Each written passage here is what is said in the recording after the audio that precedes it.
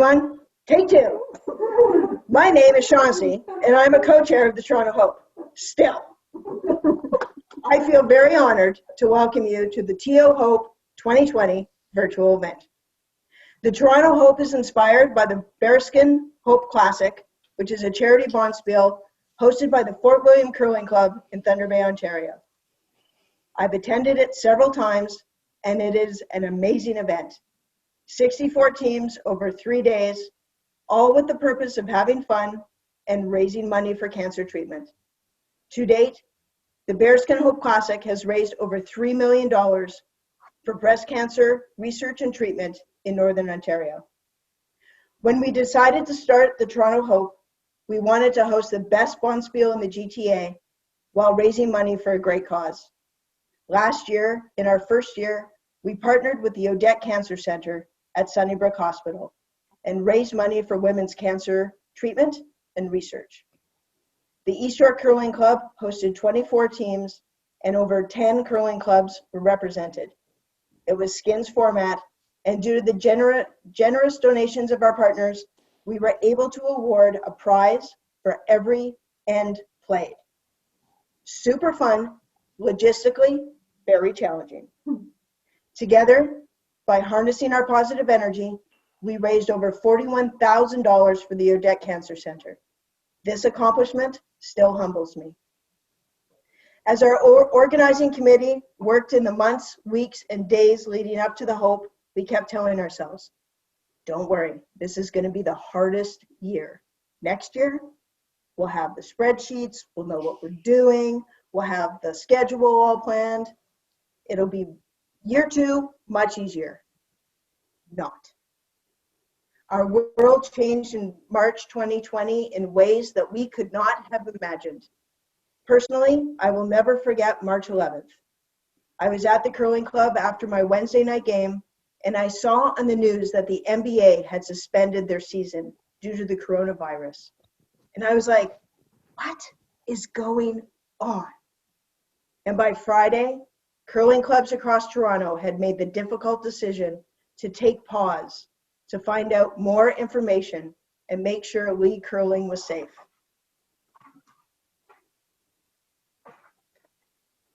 And since then, I'll admit it, it has been a mental grind. We are all trying our best to get through this very difficult time. And we have all lost something. Some people have lost loved ones. Some of us have lost time because they're frontline workers and are working more than usual.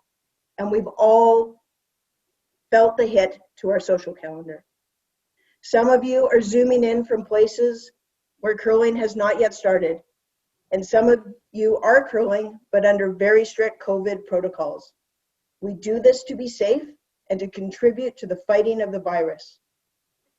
Our organizing committee considered carefully whether to take a pass on 2020.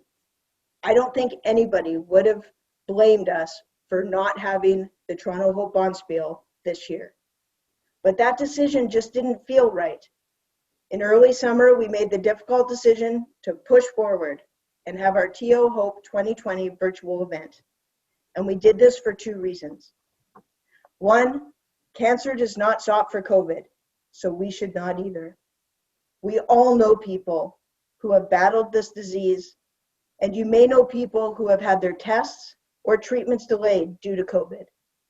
We decided to partner with the Odette Cancer Centre again, where cancer research will ultimately benefit all Canadians, and cancer treatments continue daily regardless of the COVID numbers.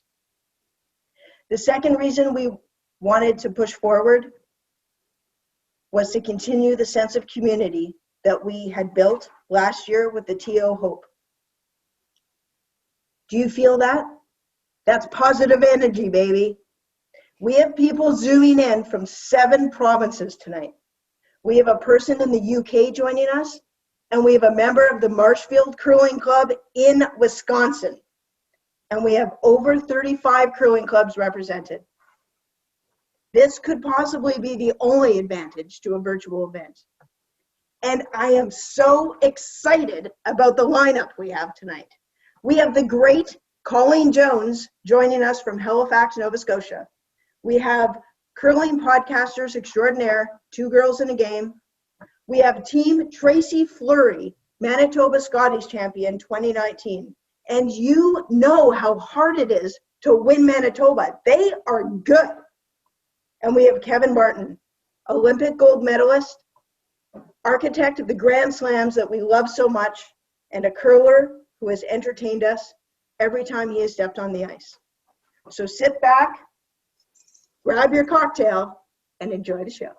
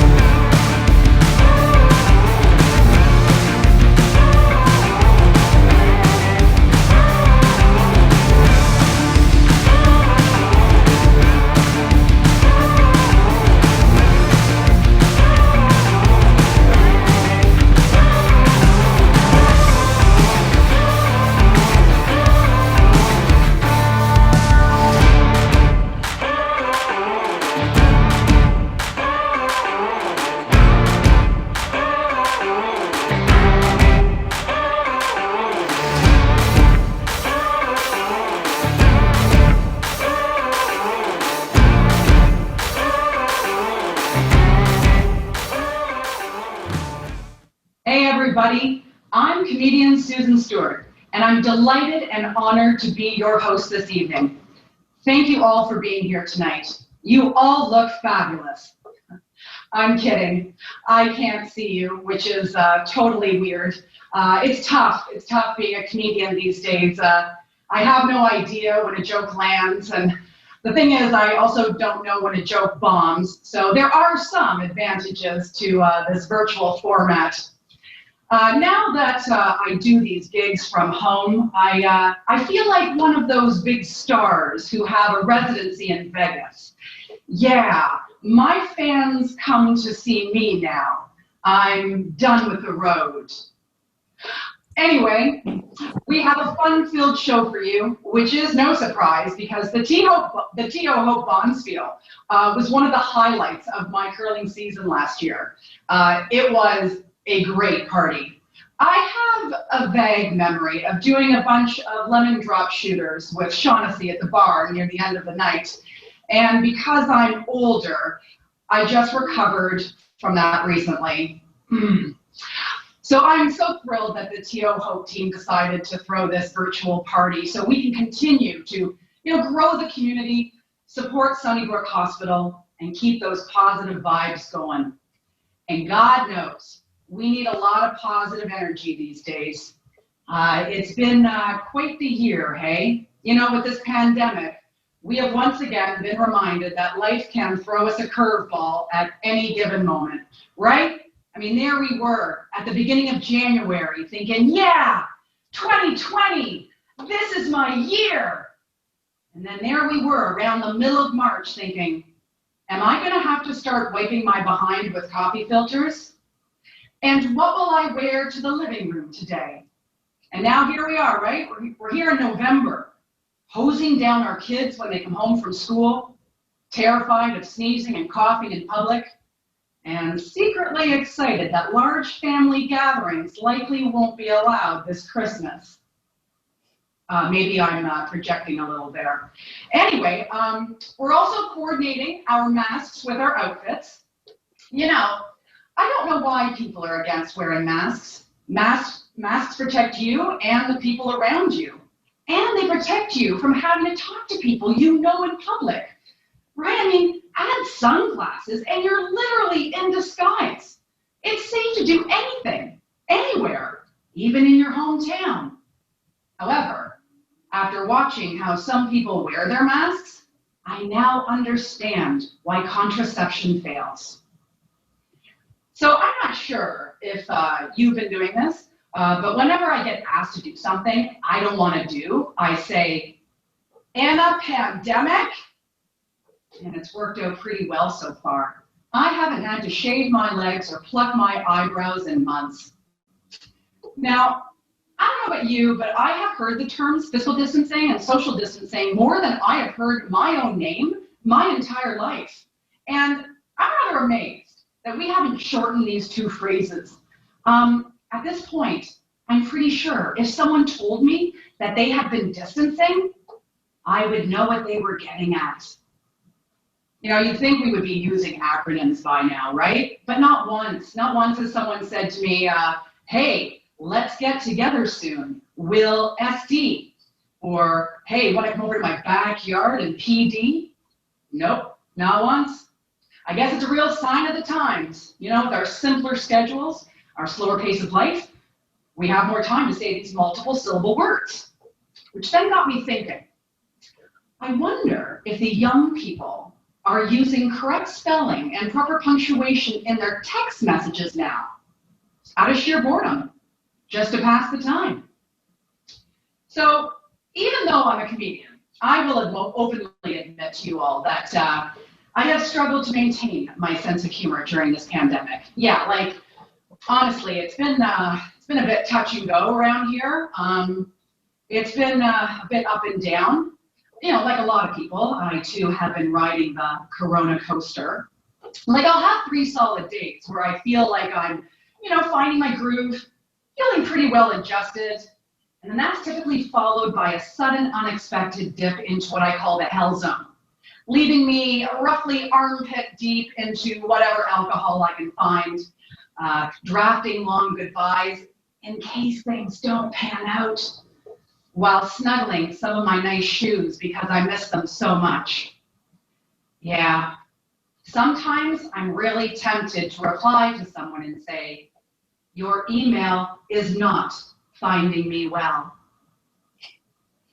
So, I know, working at home for the past 8 months, so it's been tough for many people. But you know who's been winning? Yeah, you know who the happy ones are. The dogs. Yeah, the dogs are so happy. The dogs think that we all quit our jobs in order to spend more time with them. And of course, our cats think that we all got fired for being the losers they always knew we were. Yeah, the way that we live and the way that we work has changed dramatically thanks to COVID-19. You know, the other day, a friend of mine asked me if I started doing something during the pandemic that I want to continue doing after all is said and done. And I told her that I would like to continue asking people to mute themselves.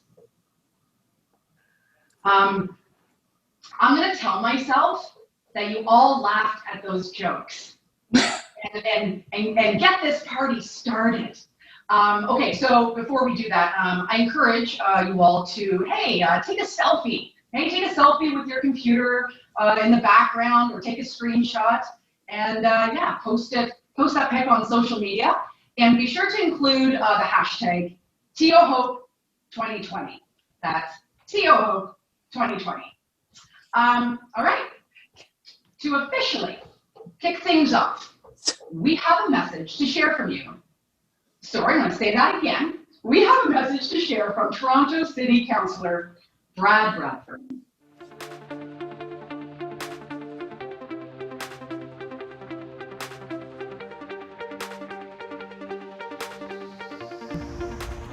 Hi everyone, City Councillor Brad Bradford here, and I want to wish you a fantastic evening for the Toronto Hope Charity Bonspiel.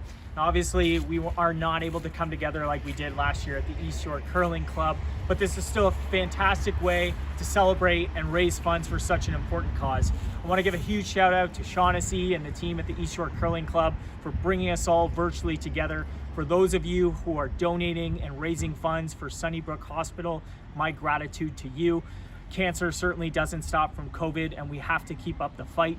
You have a fantastic evening of programming tonight, and it's been really remarkable seeing how the community has stepped up and come together in these challenging times to continue making a positive difference. I want to thank you from the bottom of my heart. I am incredibly proud to be your city councillor and grateful for all the work you're doing in the community. Have a lot of fun tonight, stay safe, and have a fantastic evening. So a few days ago, I got inspired to find one more guest for tonight's lineup. And as I was going through the short list of who I know, and then who I know who knows someone, it dawned on me. My buddy, Joey Taylor, is very good friends with a curling legend. He sent her a text a few nights ago, and minutes later, she responded. She said yes, and it was a done deal. Before we welcome her to the show, let's take a look at this video tribute to Colleen Jones.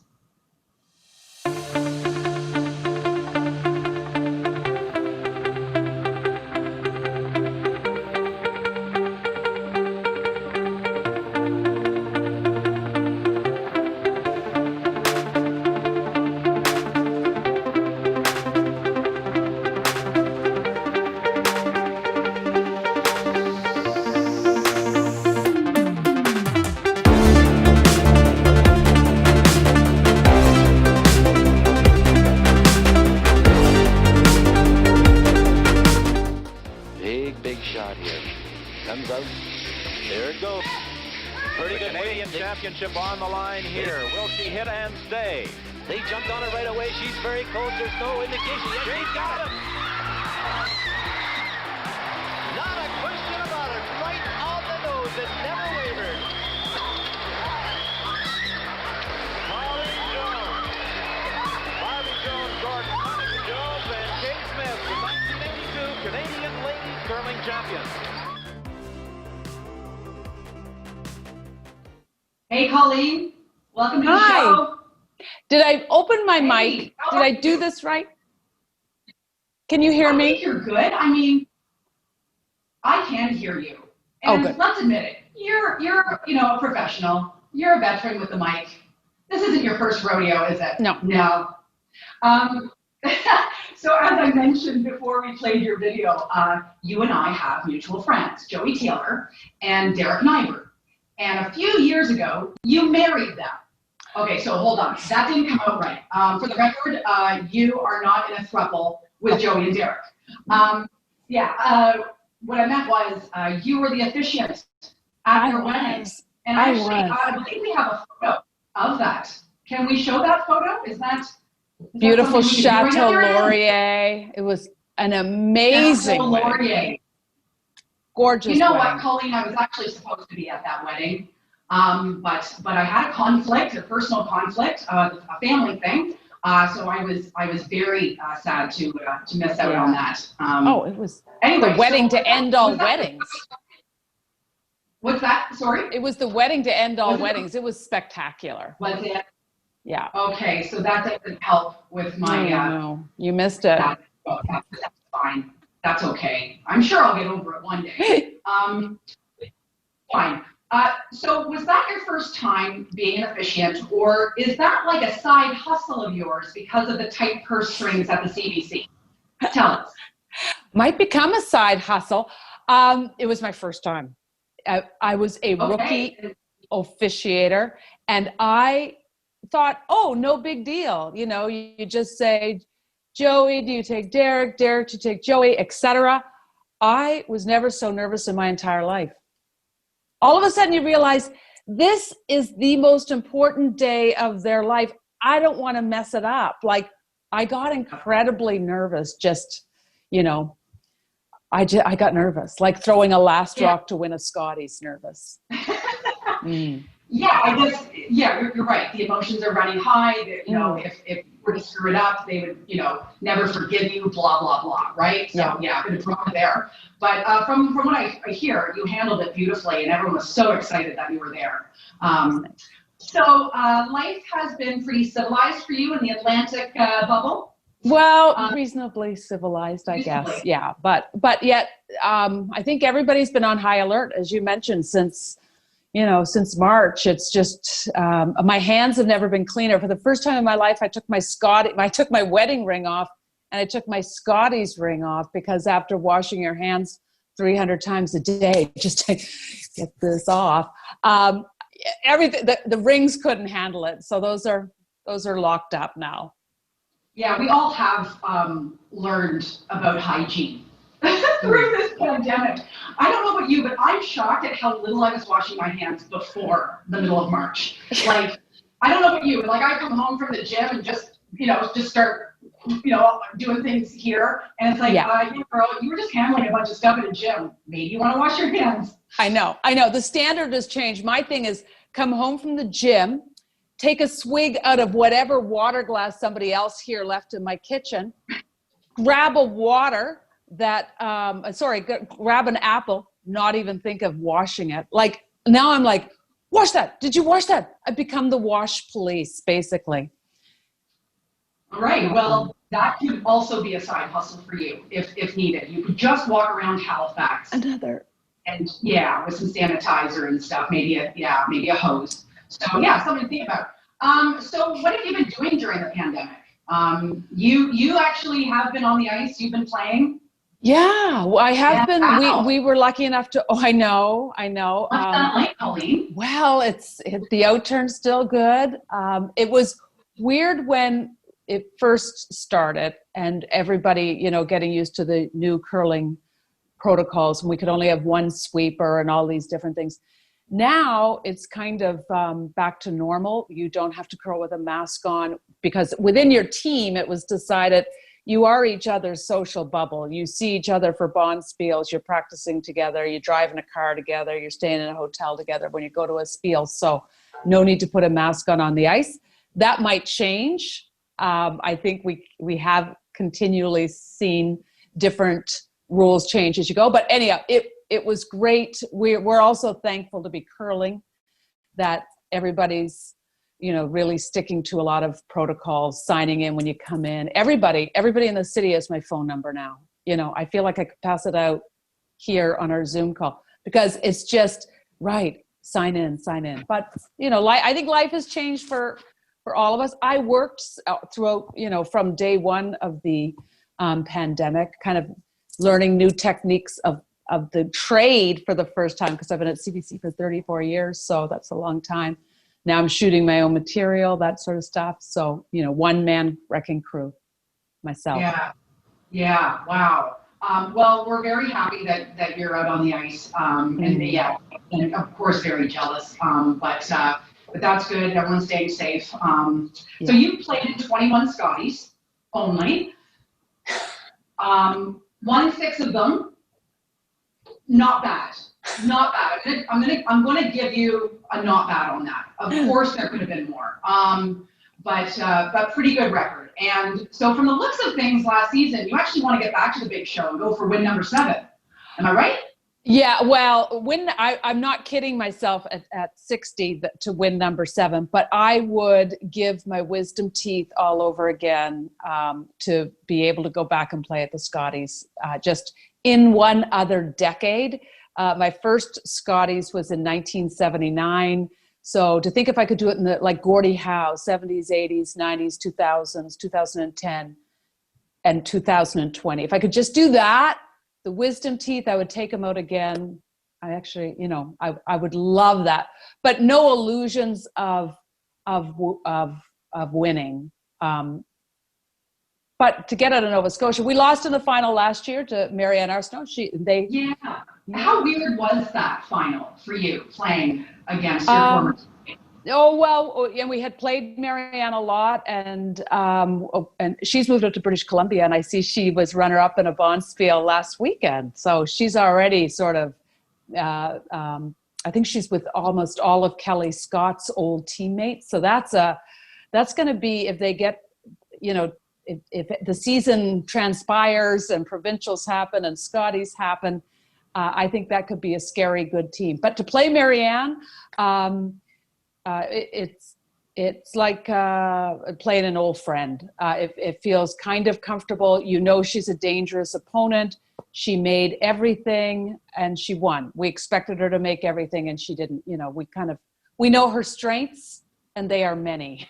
So yeah, well, good that you got rid of her then, right? Like good thing. She moved. Good thing she got. I mean, you must have been cheering a little bit inside, hey? It's like,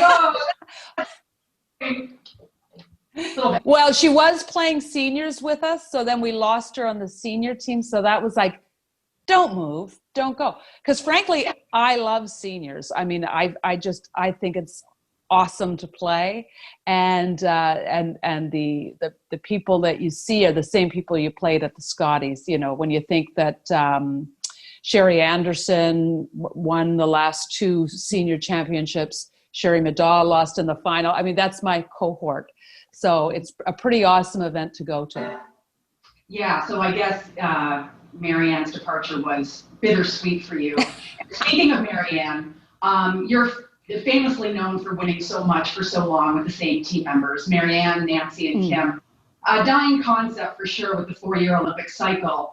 Why did you four perform so well together? Can you summarize that in any way? Well, I mean, chemistry. You can't beat good chemistry, and I think you will sort of see like Brad Gushu's got the same thing going with Mark Nichols, and he's played now with his friend Gallant and Walker for a long time now, and I think they would continue to play for as long as they can. I think it's special when you get to play with the same 4 people, and when you like each other, you form a chemistry. You see European teams do it way more than what Canadian teams kind of think. Oh, I'll trade up. This person is shinier, better. And then you have to work on and if the chemistry is not there, then you don't really have a lot. So I always look at sort of the Anna Hasselborg, before her Annette Norberg, before her Elizabeth Gustafsson.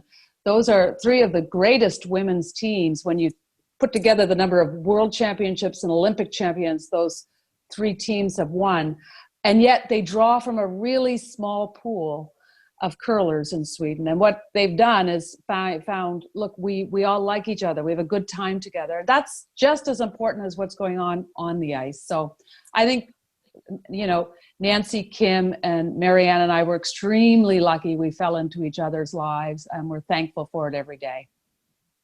Right on. Yeah, and there must have been just a lot of trust on that team. And I've taken a page out of your book. I've been with the same women on my curling team for many years now, and we just have a good thing going, and so we're just gonna stick together. Anyway, you have won many championships over your illustrious career.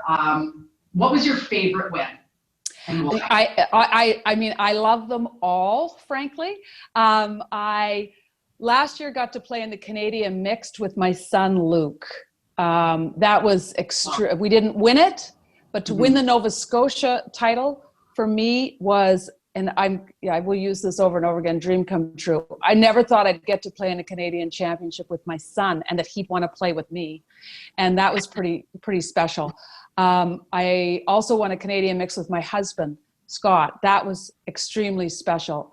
And winning the first Scotties in 1982 when I was 10 years old. Okay, maybe not 10. I mean, that was, and I was with my sisters, Monica and Barb. That was an amazing experience, and having my sisters always having my back, no matter if I had a bad game, gave me a lot of confidence. And then to win in 1982 and then have everybody say you're a has-been and washed up, and you win again in 1999. I mean, I kissed the ground of the ice. I kissed the ice like the Pope coming off of the plane when he returns wherever.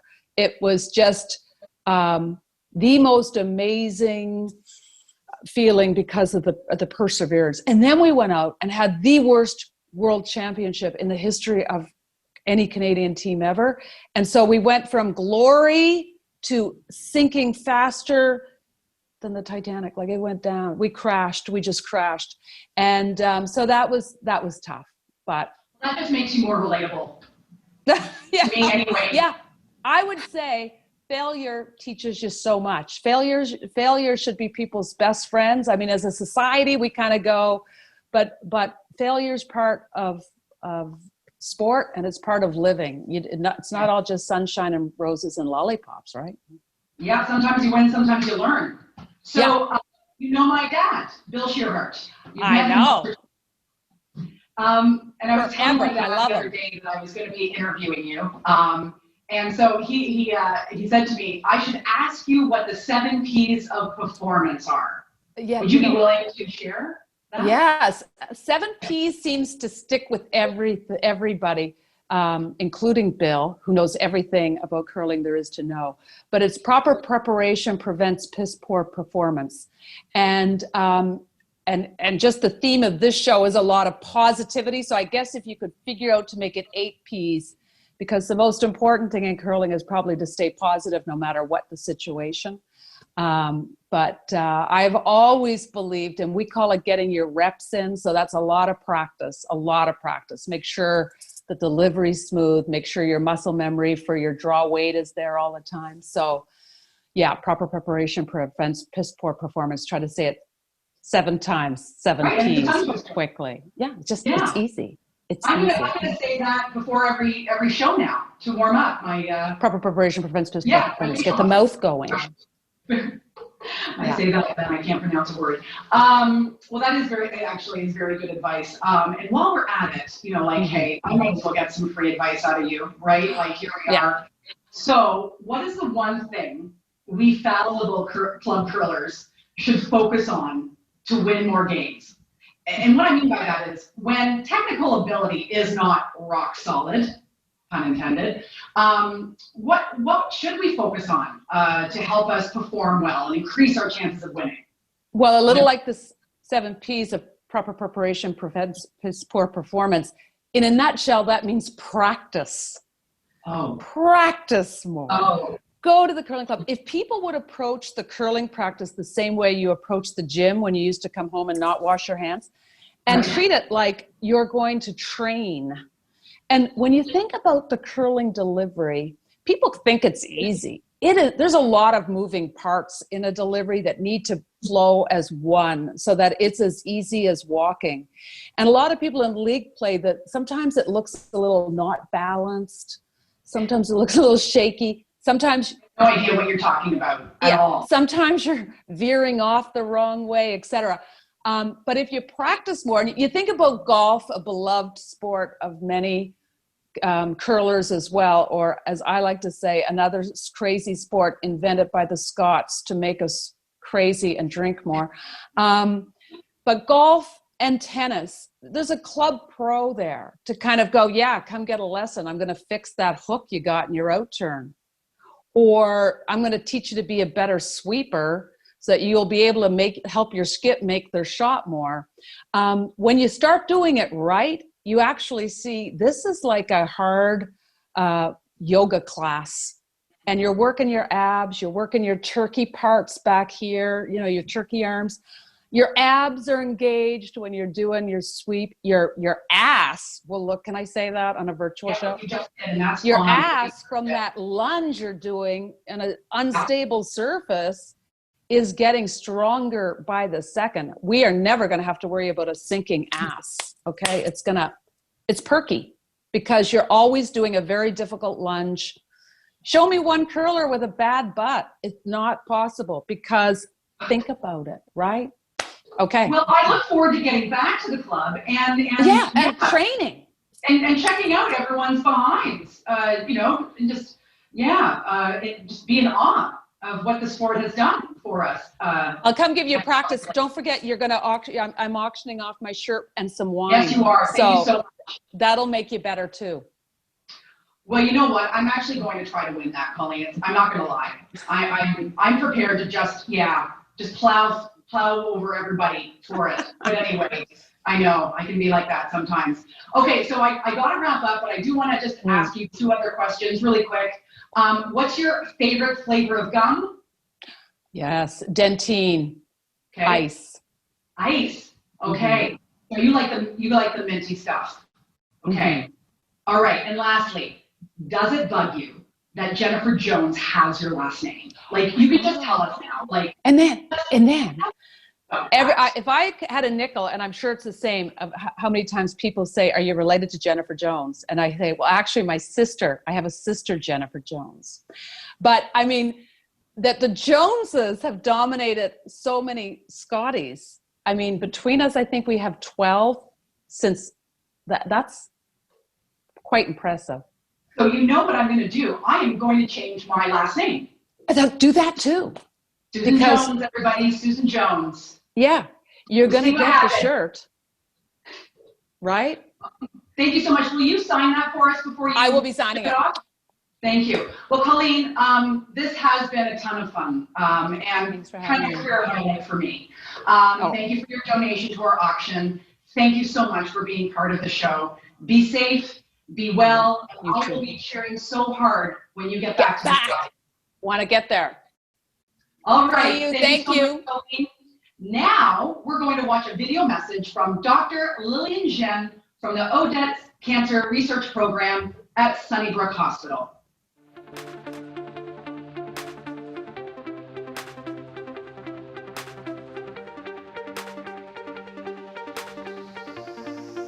Hi, I'm Dr. Lillian Jian. I'm a gynecologic cancer surgeon and the lead for gynecologic cancer care at Odette Cancer Center.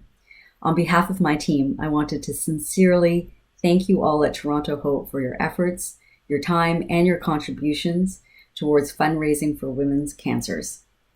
These funds are greatly appreciated and will be used towards our research in personalized medicine, where we are developing molecular tests in order to identify women with high-risk endometrial cancers who may benefit from targeted therapies. In addition, we are developing a specialized program for women under the age of 40 who are suffering from gynecologic cancers and who have unique needs in support during their cancer journey. These funds will be definitely helpful towards that endeavor. Thank you again for taking the time and thinking of our patients who have gynecologic cancers and will surely benefit from all of your efforts. All right. Well, now it is time to say hello to those two girls who love the game of curling so much they have a podcast about it. Please help me welcome to the show, Lori Eddy and Mary Chilvers. Hey guys. Hi, Susan. Hi, everybody. Hey. I'm Lori. And I'm Mary. And in case anybody doesn't know who we are Two Girls in a Game Curling Podcast. We are so honored that the folks at Toronto Hope asked us to participate again this year. So last year, we had a great time performing our live happy hour with everyone at the East York Curling Club. And one of the running themes we brought to last year's event was the sociable. And even though we aren't all together this year, we wanted to bring the sociable back to this year's virtual event. So here's how it's going to work. Throughout the show, you will see a sociable graphic and hear the music. And when that happens, we want everyone to take a drink together. Are you ready, Lori? I'm ready, Mary. Sociable!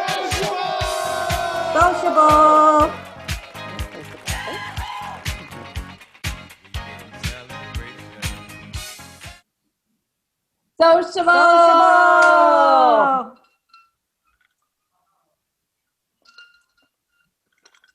Okay, everybody. Hope you enjoy the show. Have a great night, everyone.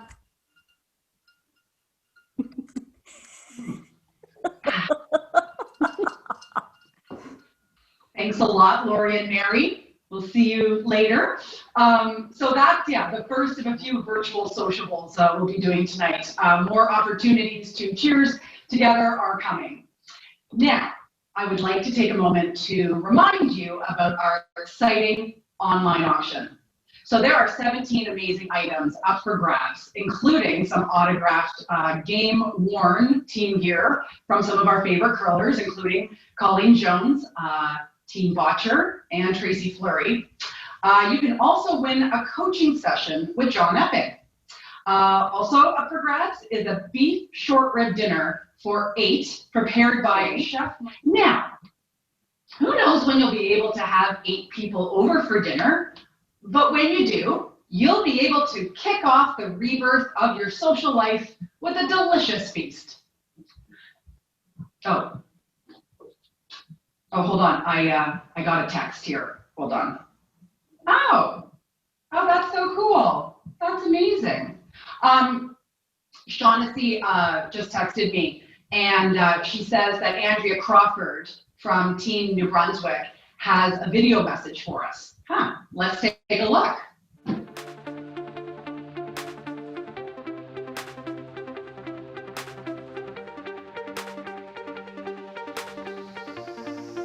Hello, my name is Dr. Kasia Jerzak. I'm a medical oncologist and clinician investigator at the Sunnybrook Odette Cancer Center, which is affiliated with the University of Toronto. On behalf of my team, I would like to say a big thank you to Toronto Hope and everybody participating in this fundraising event. With your hard-earned funds, we will be conducting exciting breast cancer research here at Sunnybrook.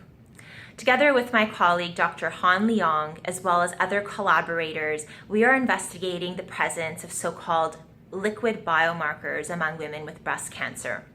Specifically, we are looking to detect circulating tumor cells, fragments of those cells, and the genetic content of cancer cells to see whether or not one or more of these liquid biomarkers can help us detect recurrence of breast cancer early, or potentially help predict response to chemotherapy.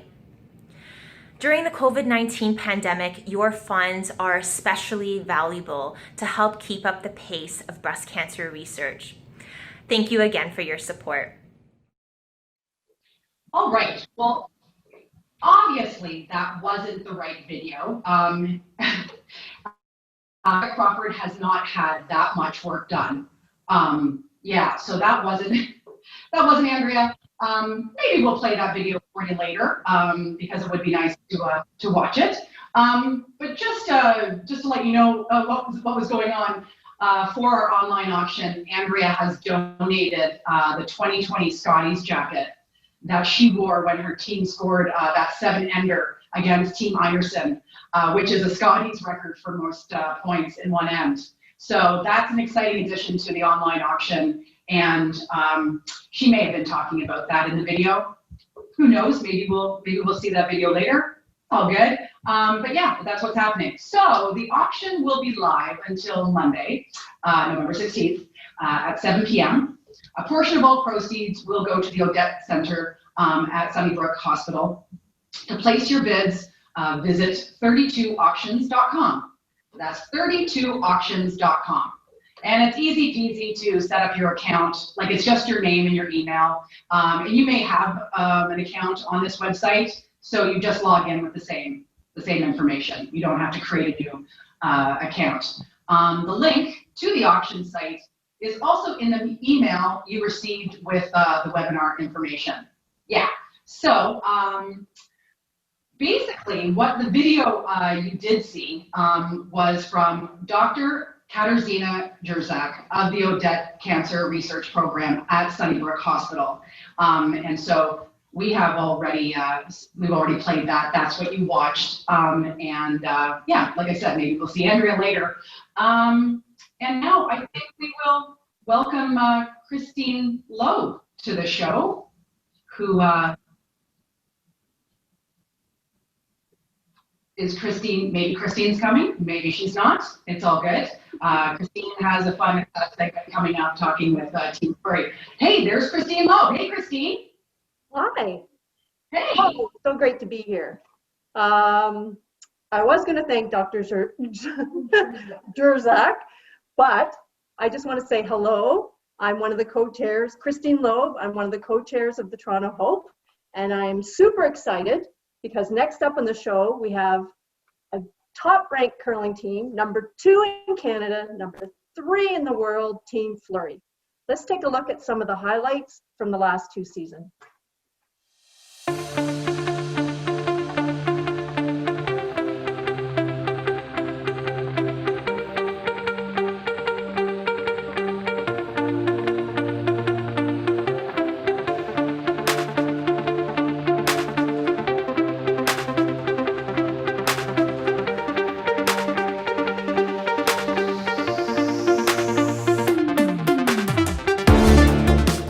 Selena Negavan checking over her shoulder, getting ready for this, the final stone. They've spent a good 5, nearly 6 minutes thinking about this. They also did take their 90-second timeout. Fife, McCush on the front end. It's all about the line call now to angle this back. Got it, touch it. Oh, goodness, that may be the shot of the event, and we see it here on day 1.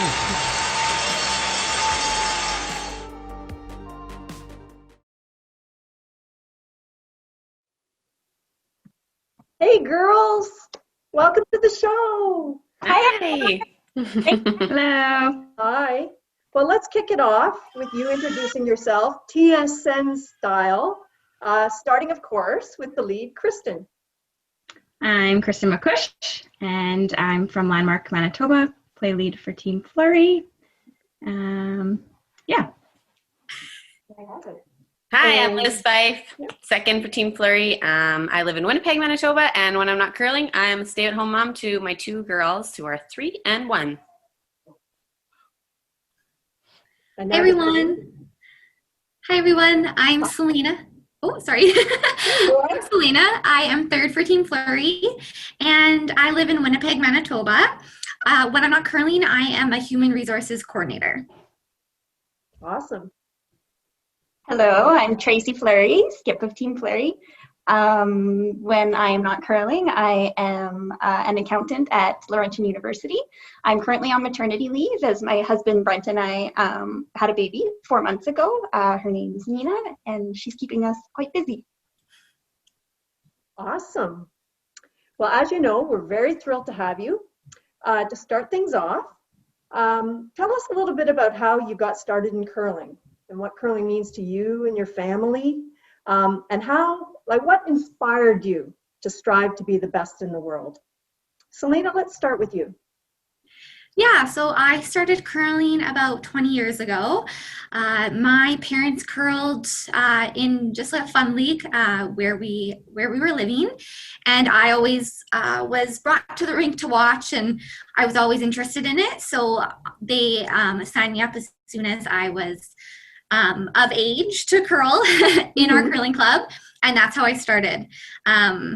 It's been, I guess 20 years now, and I got to learn got to go to so many cool places, meet so many people, and it's just been such a fun ride. Awesome. What about you, Kristen? Yeah, so I probably started about 20 years ago as well. And I always grew up watching curling just because my aunt, Jill Officer. I got to grow up watching her. My parents both curled, so I was kind of in and out of the rinks, kind of watching them my Friday night mixed.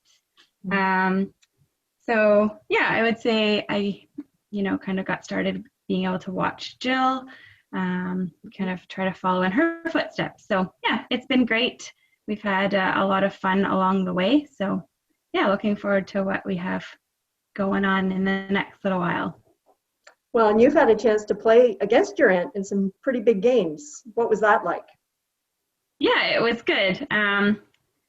Just kind of tried to put family aside for those games and go out there and play our hearts out. But yeah, it's been a lot of fun.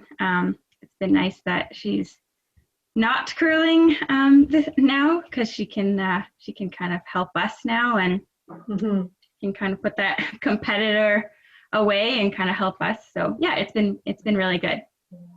Awesome. And Liz? Yeah, same thing. I started when I was pretty young, about 7 years old, in the Little Rocks program.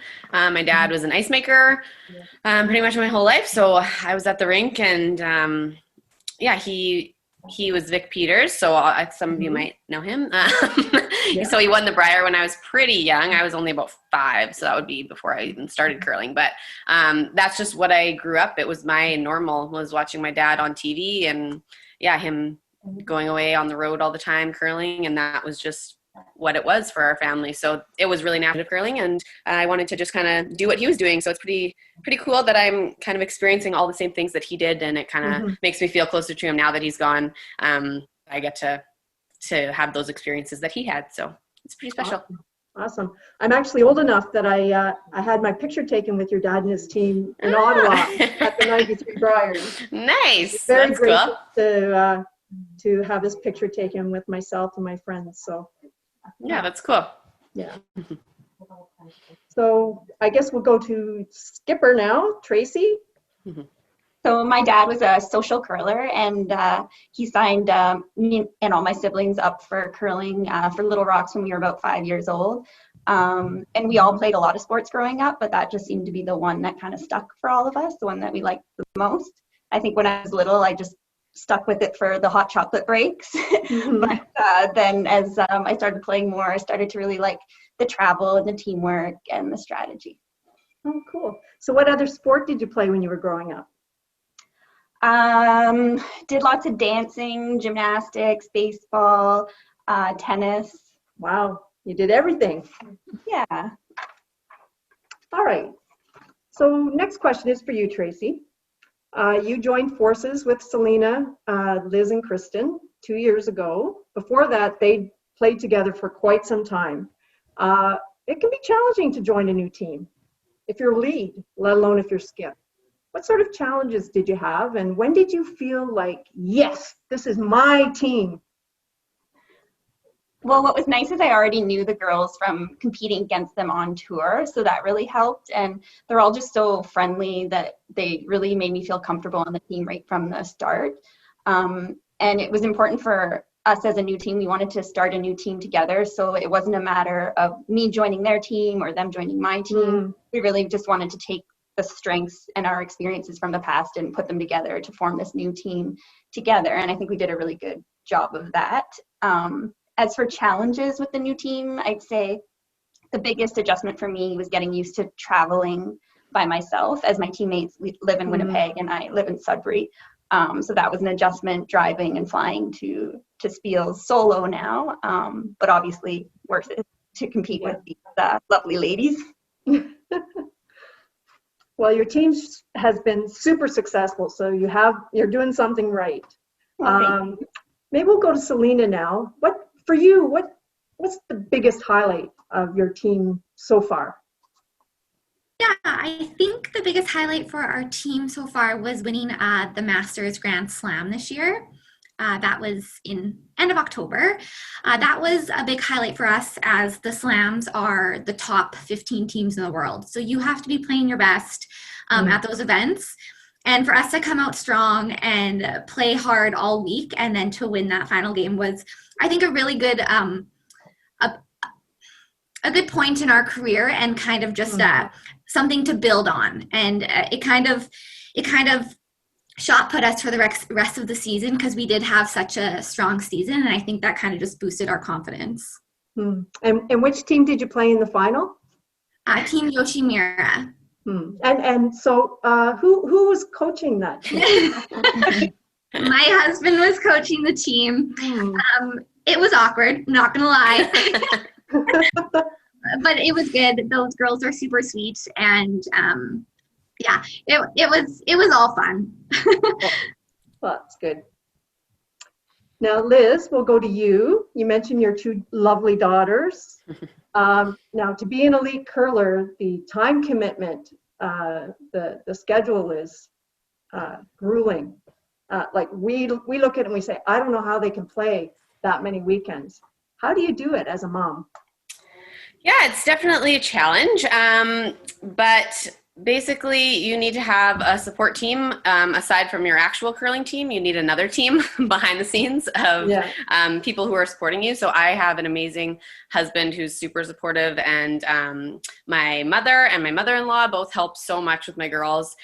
So you really have to, most of the time it's, the summertime when I have our schedule completely planned out, who's watching the girls when I'm gone, when my husband's working, who's watching who then. If anybody's traveling with me, I have that all planned out in the summer, even before we start curling, before we even start sort of thinking about being on the ice. So it just adds another layer to competing, but we've found a way to make it work so far. So as long as we can do that, and I have the support from my family, then I'm gonna keep doing it. So I'm just really lucky to have that to make it work. Yeah. Well, and I guess you've been able to give Tracy lots of good advice on how to do it. Yeah, well, I was kind of looking forward to her actually experiencing the whole, life on the road with a newborn, like that whole thing, and it never really happened. So she kind of got off easy, I think. Yeah, maybe. But I definitely would have been there to, to help her out and give her some tips on the craziness of having a baby on the road with you. But it's all good. Yeah. Well, a lot of big things have happened since last season ended. Tracy, you mentioned that you've had a baby. I guess the next big thing, the most recent thing, is you have my skip, Sherry Madaw, join your team as coach. Now, what does it mean for Sherry to be on your team now as a coach? Selena? Yeah, so we were super excited to bring Sherry on board. She has so much experience, and we just feel that we can learn so much from her. And especially having that experience in that trials final is huge. So, and a lot of people know that the Olympics is our goal. We want to represent Canada at the Olympics. So to have someone behind us and who can give us any tips that they can going into that trials is super valuable to us. Yeah. Now I have a quick question for all of you. So just a show of hands. Who likes Caesars? Sometimes.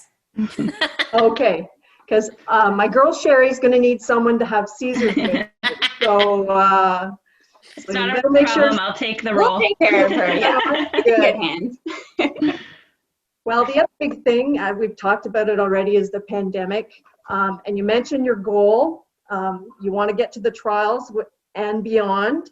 The trials, as far as we know, is still Saskatoon, end of next year. But it's been strange. You know, events, we don't know when some events are happening. Some have been canceled, some have been postponed. Yesterday, there was an event in Alberta, and it was stopped. Like, some people were in the middle of their games, and the event was canceled. And the rules are different all across the country. So, as an elite curling team, how are you preparing to get yourself ready to meet this goal? Kristen? Yeah, so it's been a bit of a challenge. We've kind of described it as a roller coaster. We have a plan kind of going one day, and then it kind of changes the next. So just kind of been rolling with it. And Liz, Selena, and I had been on the ice for a little while, and then now Manitoba is in code red, so we're pretty much in lockdown. So yeah, just kind of focusing on Zoom meetings with our sports psychologist, and just as a team, just kind of even just getting to know Sherry a little bit too over Zoom. That's been good. And then still just our training. So lucky enough, we have home gyms that we're able to work out in. So yeah, that's still the focus. And you know, kind of watching games on YouTube and just kind of getting in that game mode has kind of helped a little bit. And yeah, Tracy's been on the ice practicing, so we say that she's been practicing for us all. So yeah, we can't wait to get back on the ice all together as a team. And yeah, hopefully that will happen in the new year. So we're looking forward to it. Well, hopefully they'll figure out what they're doing with the bubble and all that kind of stuff, so you can at least make your plan. Yeah, exactly. And work towards it. So one last question before we hit the lightning round. You all have many great accomplishments. I saw, Selena, you're a Canadian University champion. Liz, you're a Canadian junior champion. So you've worn the maple leaf on your back. Maybe Liz, on behalf of the team, can you tell us what it would feel like to win that Olympic trial and represent Canada in Beijing? Yeah, I think it would be a surreal feeling. It's been a long time since I wore the maple leaf. That seems like a lifetime ago now, but it would mean everything to us if we were able to put together an amazing week there and come out with a win. Just for all the hard work that we've put in through the years, it would kind of make it all worth it, and we would just be super, super proud to represent Canada if we were able to. And it's the biggest carrot in curling right now. So I think it's what everyone's gunning for. So if we were able to pull that off, that would be a pretty amazing experience. We'd be very excited. Yeah. Well, I want you to know, if you win, it's not because you pulled it off. You're like number 3 in the world, for heaven's sakes. Yeah, You're one of the favorites. Well, yeah, I don't think we look at ourselves that way. We want to be the underdogs. We want to fly under the radar, so nobody really pays attention to us, and then we just come in, bam, at the end. Bam. Well, that's all the formal questions. Now we're going to move to the super fun lightning round. So do you girls have the boards that we sent you? We're ready. You're ready to go? All right, so this is what I'm going to do. I'm going to ask a question, and so when I ask the question, write your answer on the board in big letters so we can read it, and just give me a thumbs up. Although right now I can only see 2 of you, so maybe Selena, I can see you. Maybe you give a thumbs up. If you see everybody else give a thumbs up, we'll figure it out. It'll be fine. When everybody's ready, I'll say reveal, and you'll all show your board to our viewers. Okay? All right. Sounds good. Here we go. Ready. First question. Who travels with the most pairs of shoes?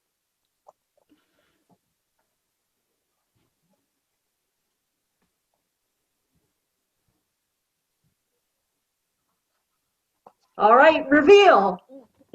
Oh, no. Hey! Oh, hey!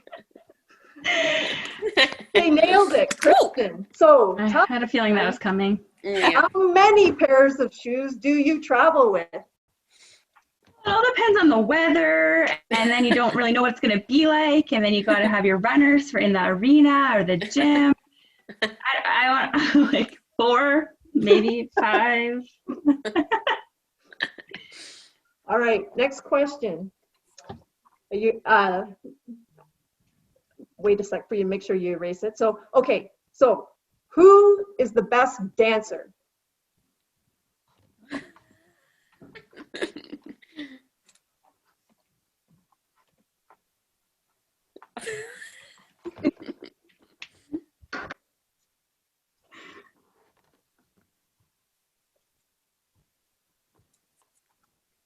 Guys ready? Yeah. Okay, reveal. Kristen. Thanks, Selena. Yeah. Selena has some mean dances to Taylor Swift, so. Oh, yeah? That's true. It wasn't unanimous. It wasn't unanimous. Obviously, I'm the worst, though. I didn't get 1 vote, so. I know. It's okay. Mom life, it's all good. As long as you have fun. The main thing is to dance. Yeah. Okay. Marjorie Johnson from Thunder Bay wants to know who takes the longest to get ready in the morning.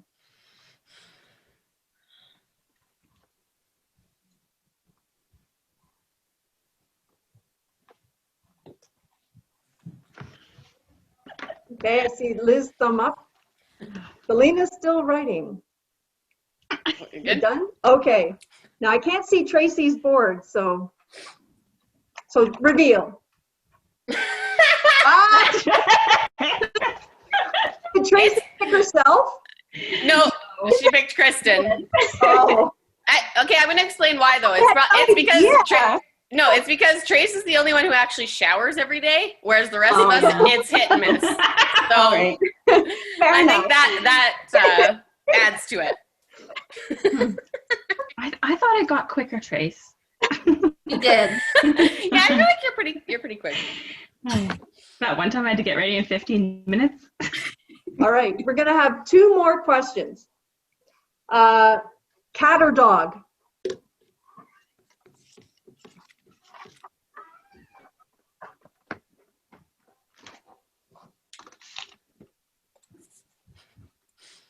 Okay, reveal.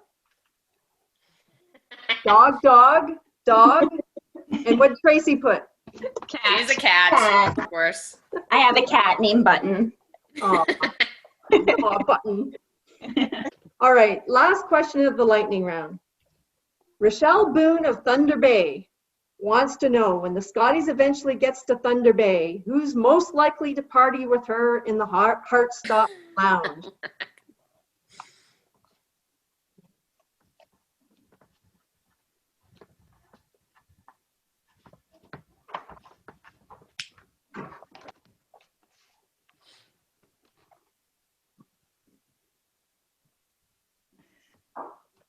Okay, you ready? Reveal. All of us. Kristen. Kristen, what did you put? I put Team Flurry. Awesome. Team. The whole team. Well, it's been absolutely fabulous having you.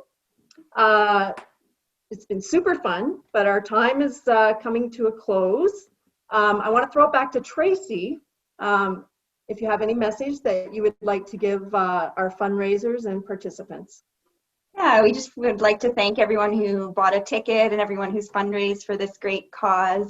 And also a special thank you to the Toronto Hope Organizing Committee. They really put their hearts into this and they did a fantastic job.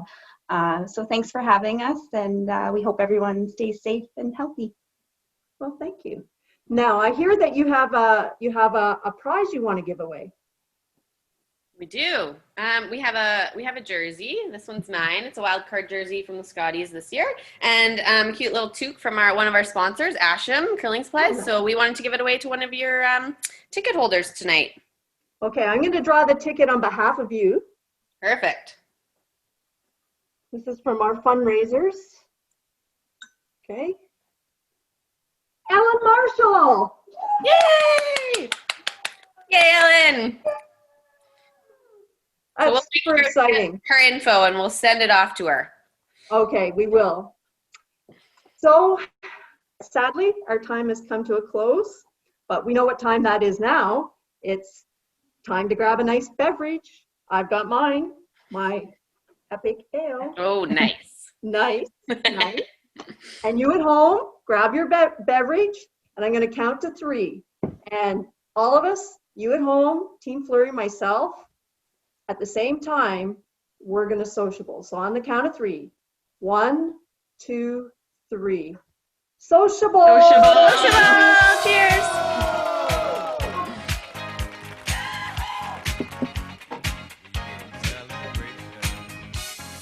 Wow. Where's that graphic? We should cheers again. One more time. Sociable! Sociable! Cheers! No. All right, bye guys. Bye. Thank you. Thanks, everybody. Thanks for having us. Bye. Thank you, Christine. And you know what, Christine? I think your side hustle could be game show host. Just saying. That was awesome. That was so much fun. And yeah, thanks so much, Team Flurry. Yeah, good times. That was really fun to get to know you guys. So if you were at the Toronto Hope Bonspiel last year, you enjoyed Lori Eddy and Mary Chilber's live version of their podcast, their show, Two Girls in a Game. And you might remember the masked curler segment in their hilarious live show. Well, this year, of course, it's a little different. They have something else to share with us. Let's take a look.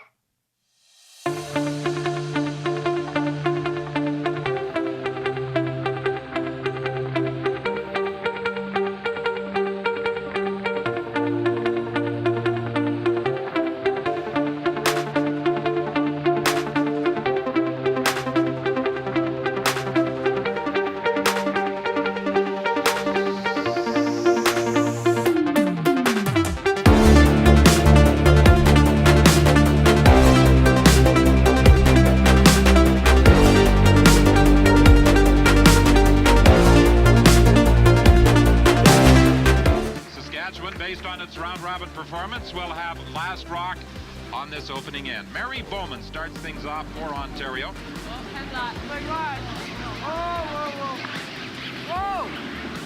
Mary is an accounts clerk with Ontario Hydro. Ontario third, Lori Eddy, taking time off work from her position with the Bank of Montreal in Toronto.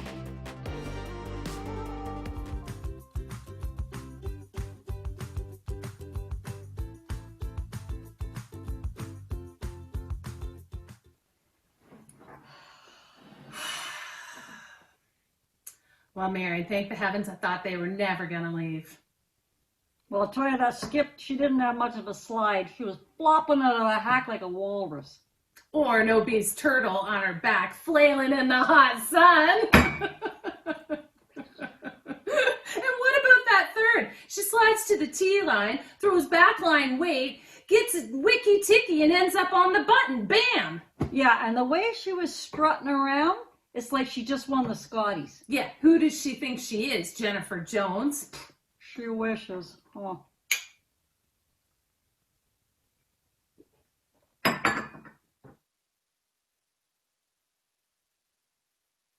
Well, Marion, I still cannot believe we lost that game. First of all, does she even realize how lucky she got to get that sweet rub? And how about that roll? The last rub and roll I got was 10 years ago. And what about when she found the hole? Hole? Pretty hard to miss that hole. How about the shot in the seventh? It started to come, and it was just so close, so close. Didn't quite finish. Been there, done that. Well, then she makes the draw for the win. We were an inch away from winning that game. And we both know what the difference it makes.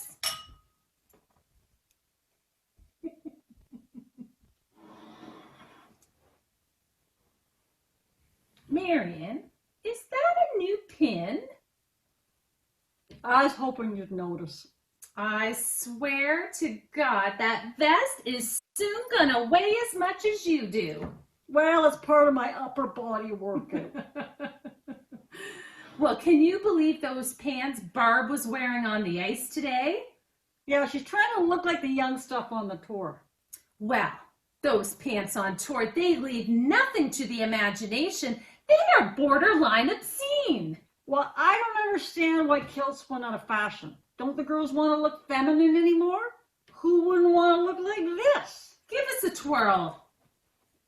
I mean, really, it's perfection. And you yourself, beautiful.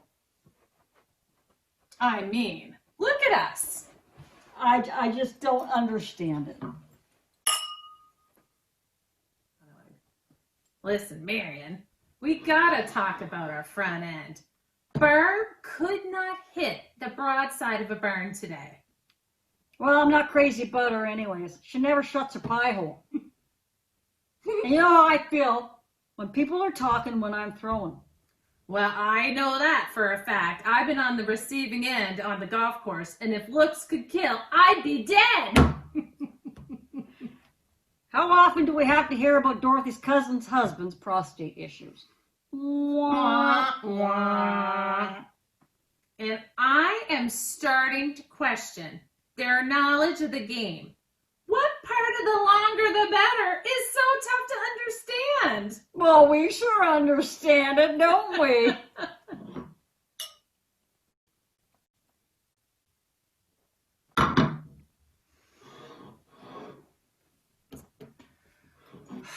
Well, Marion, you made a couple dandies out there.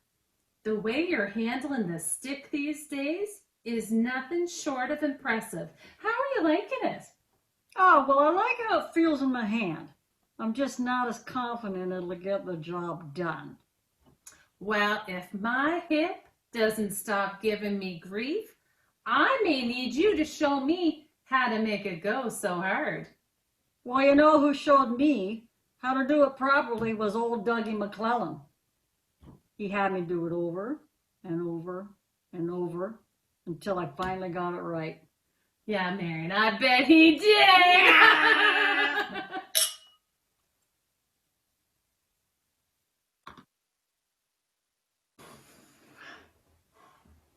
Well, Marion, have you been listening to our favorite podcast lately?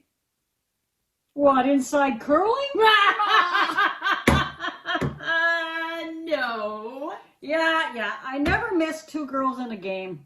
I really like the girl that doesn't talk so much. Well, I heard they did their calendar unboxing episode last week. Well, speaking of the calendar, Guess what I brought today? This will cheer us up. Okay.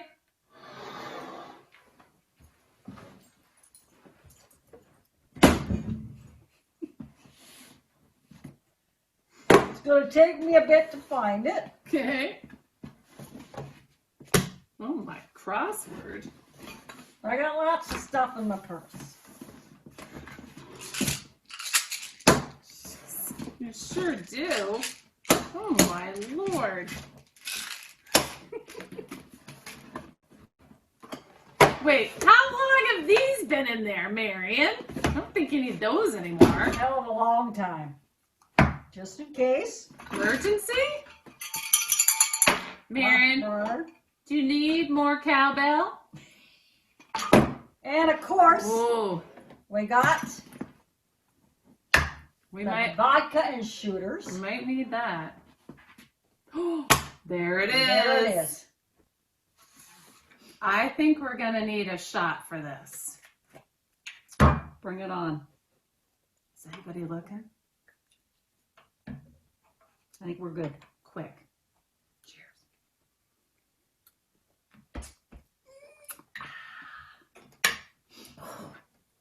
Here we go.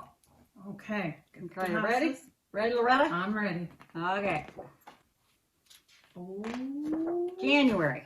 Eve Muirhead. Eve Muirhead. Well, look what she's wearing. I have a tablecloth at home that looks just like that. Yeah, but Marion, it looks way better on her. Oh, now, Sarah Potts and her family, well, they certainly have their hands full. They? I'll guarantee you she's the one up at 3 a.m. with those babies while he's snoring like a foghorn in bed. True, true. March. Oh, now look, there's Glennie Howard. Well, what the devil? He's wearing his curling outfit out in the woods, including his shoes. Now that doesn't make any sense. You got me on that one, Loretta. Okay. April. Oh, okay. Well, you can tell who wears the pants in this family. Well, it certainly isn't Matt Dunstone, because he isn't wearing any. All right. Ooh, May. Oh, now, Selena and Kirsten. Now, aren't they a sweet-looking couple? Actually, Loretta, here it says they're actually brother and sister. Oh, never mind. What is this? Well, it says that it's the Yoshida sisters, but, like, I got nothing. Nothing. Oh, Marion. Marion? I think I just felt a little tingles up of the equator. Well, this Jeff Stelton, he can go parallel on me any day.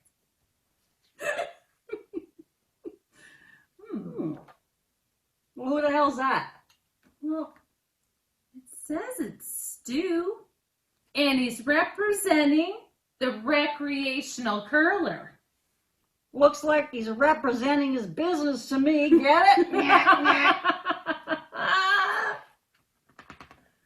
Oh my dear God. What in the tarnation? Why is there a dinosaur in this picture? Wait a minute. Is that the dinosaur's penis? What? What's that got to do with curling? I don't even know. Ooh. Sarah and Corey. Well, aren't they a fine, athletic group of people? Good looking couple right there. Oh, and here they are again. Oh my. Now, why in the world would they be in 2 months in a row? I don't, oh, wait a minute. That's a different couple. That's a different couple. Oh, you're right. It says Jocelyn and Brett. Well, hold on. I mean, they look exactly the same to me. When did curlers decide that they needed to be fit to play this sport? Sport? This isn't a sport. Well, back in the day, all you needed was a beer and a dart. Like Ed Weirnick. Now, he was a real curler. And not hard on the eyes. Okay, we got 1 month to go. Oh, last Loretta. one. Loretta, you ready for this? I don't know. Let's see. Okay. Oh. Oh. Ooh. Uh-huh. Marion, I might need a hard candy to suck. The thoughts going through my mind right now are enough to make a sailor blush. What do you think?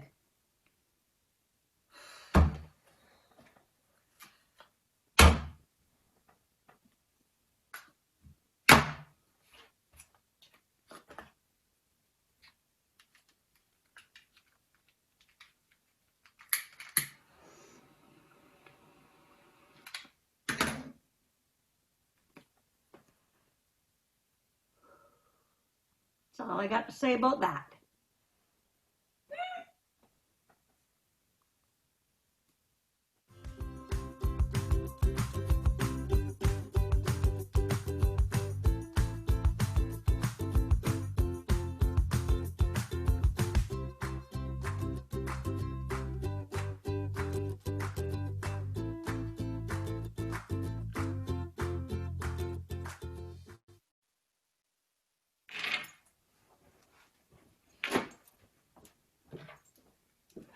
Glasses on? Glasses on, yeah.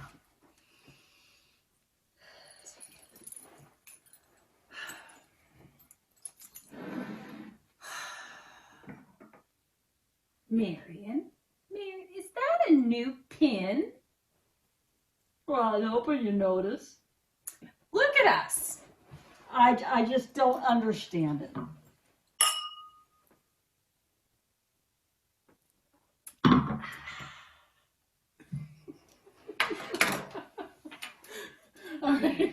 What part of the longer the better is so tough to understand? We sure understand that one.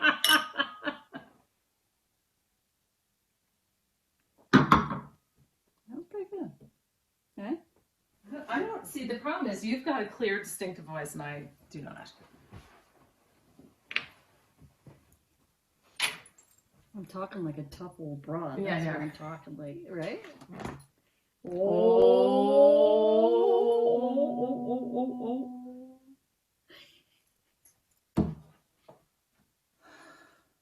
Marion. Kurt Myers. Marion.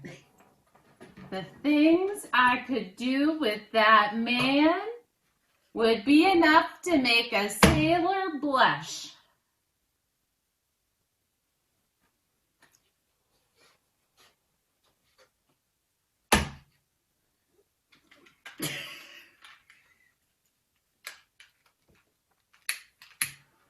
Marion, what are you doing?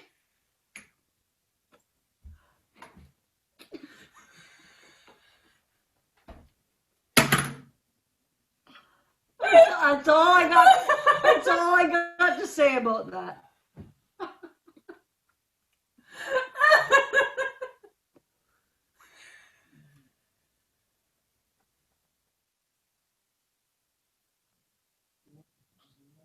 Well, what can I say? Never a dull moment with Lori and Mary.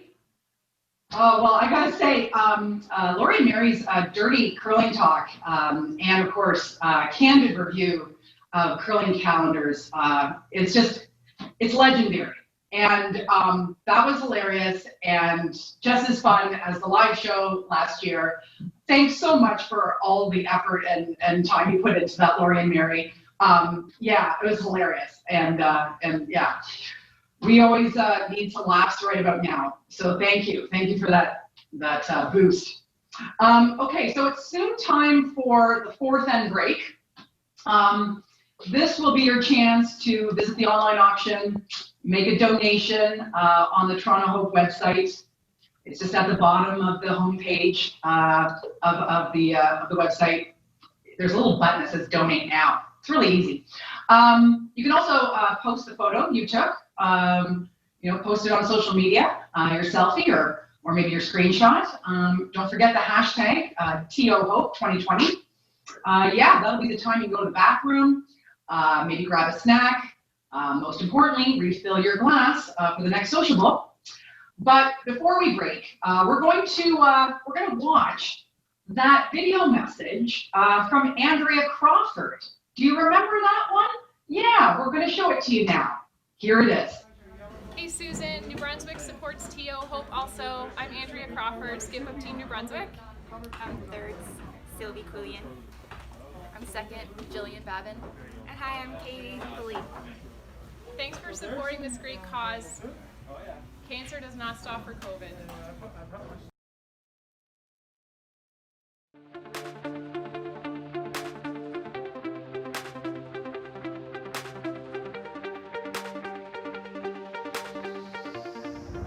Welcome back. I hope you're ready for the second half. It only gets better. On behalf of all of us at Goldline, we want to thank you for supporting this event. We're proud to partner with Toronto Hope, and I don't think the name could be more fitting for these times. I'd like to thank Heather and Shaughnessy. You're the heart and soul of this event, and it takes a lot of courage to run a virtual event during these times. Well done, my friends. You've said it. Cancer doesn't stop for COVID, and here we are. Stay generous, curling community. It's a part of our DNA. Have a great evening. So I hope you're having fun. I mean, I don't know. I'm telling myself you are. That's how I get through virtual gigs. I also hope that all this curling talk is like filling the void a bit for you. I feel your pain. I miss curling too. And I miss giving hugs and going on trips and attending concerts. But do you know what I miss the very most? Phone calls. You remember those? Now everyone wants to meet on Zoom. And it's so much work, right? Now you have to clean your house and do a makeover every time somebody wants to talk to you. Just because it exists doesn't mean we have to use it, right? There are other things that exist that we don't use. Can't we treat Zoom like therapy or CrossFit or veganism, right? They exist too, but we don't use them because it's so much work.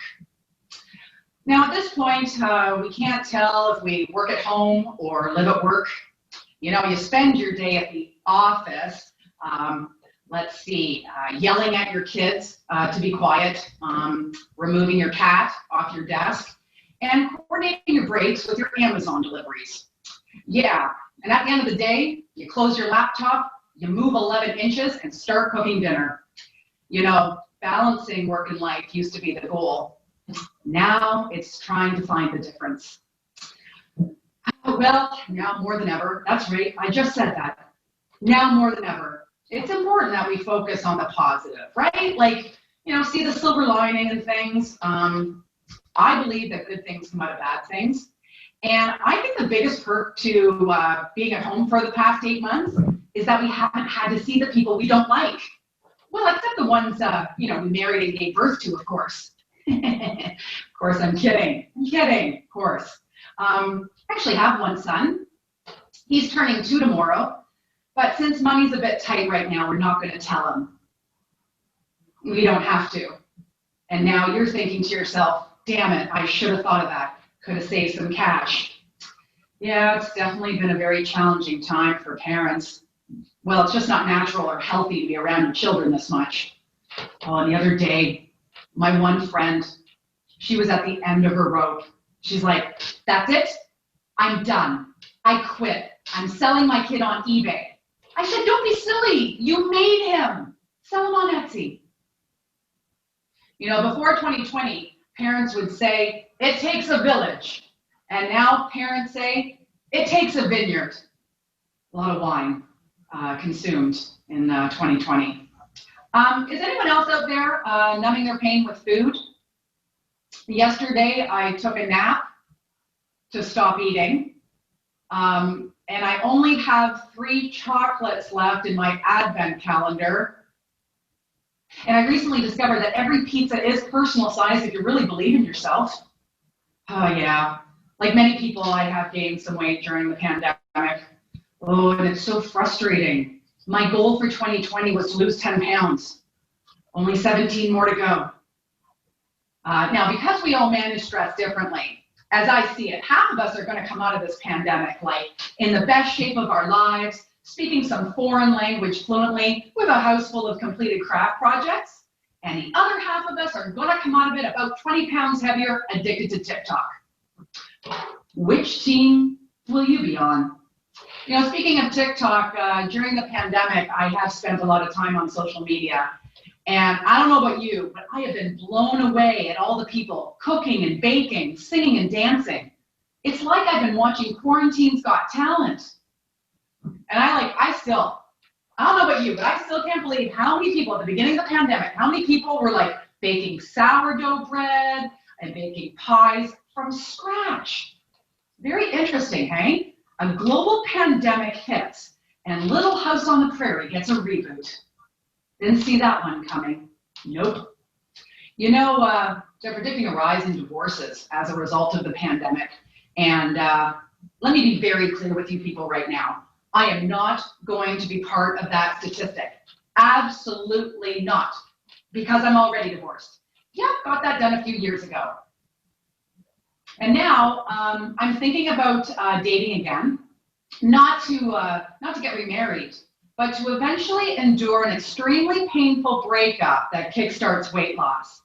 Yeah, that's how I can lose this COVID weight. Yeah, all I need is like some personal upheaval to like wipe out my appetite for a little while.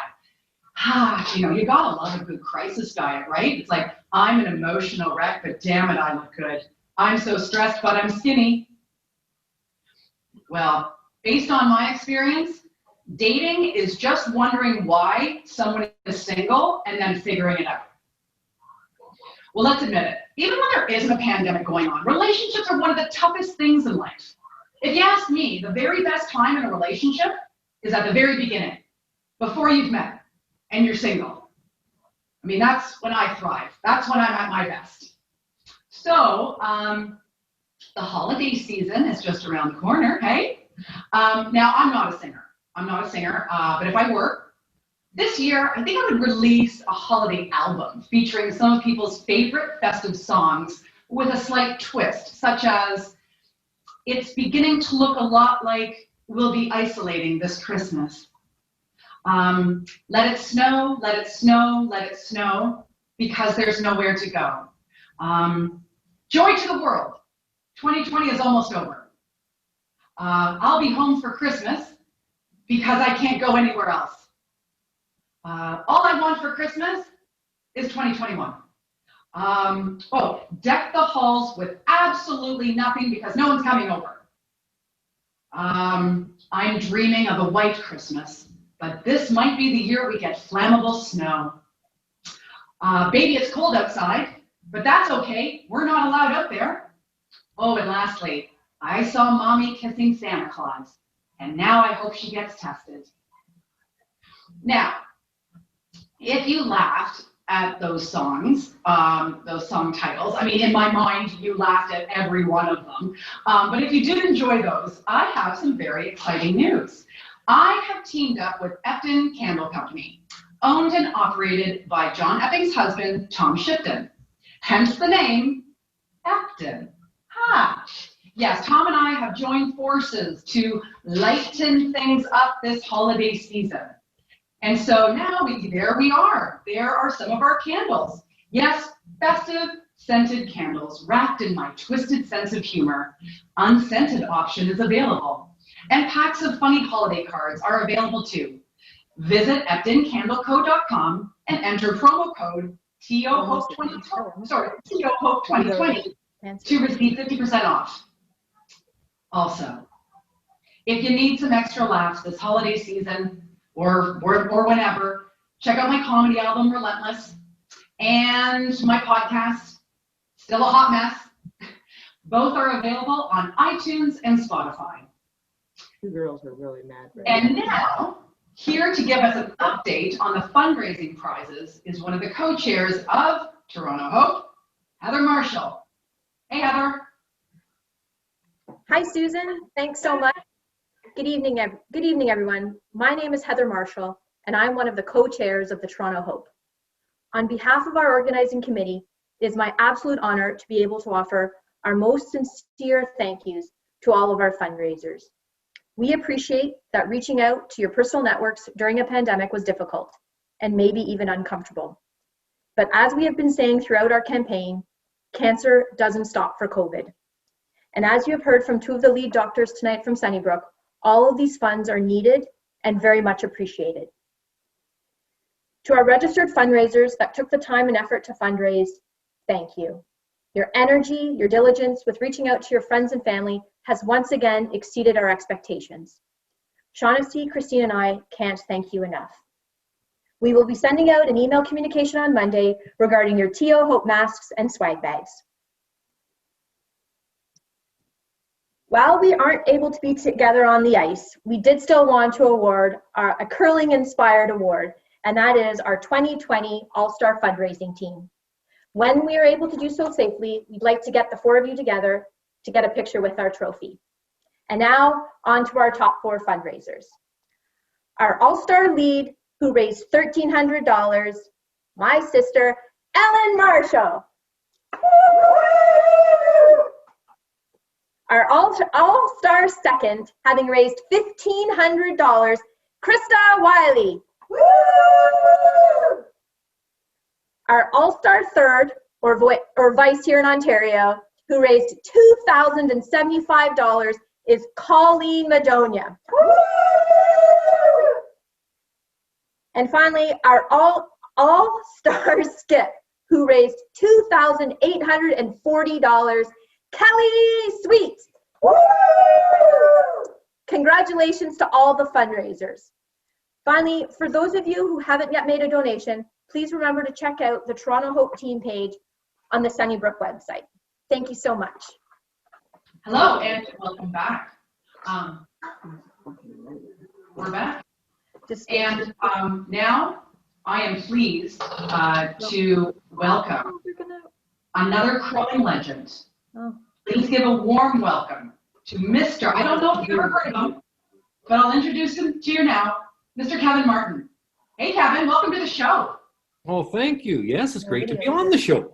Well, listen, thanks so much for joining us. And listen, I'm so sorry that I haven't had time to reply to your email this week, but I would love to play mixed doubles with you next year.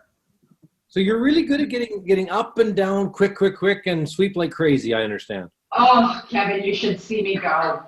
I have been training for this my whole life.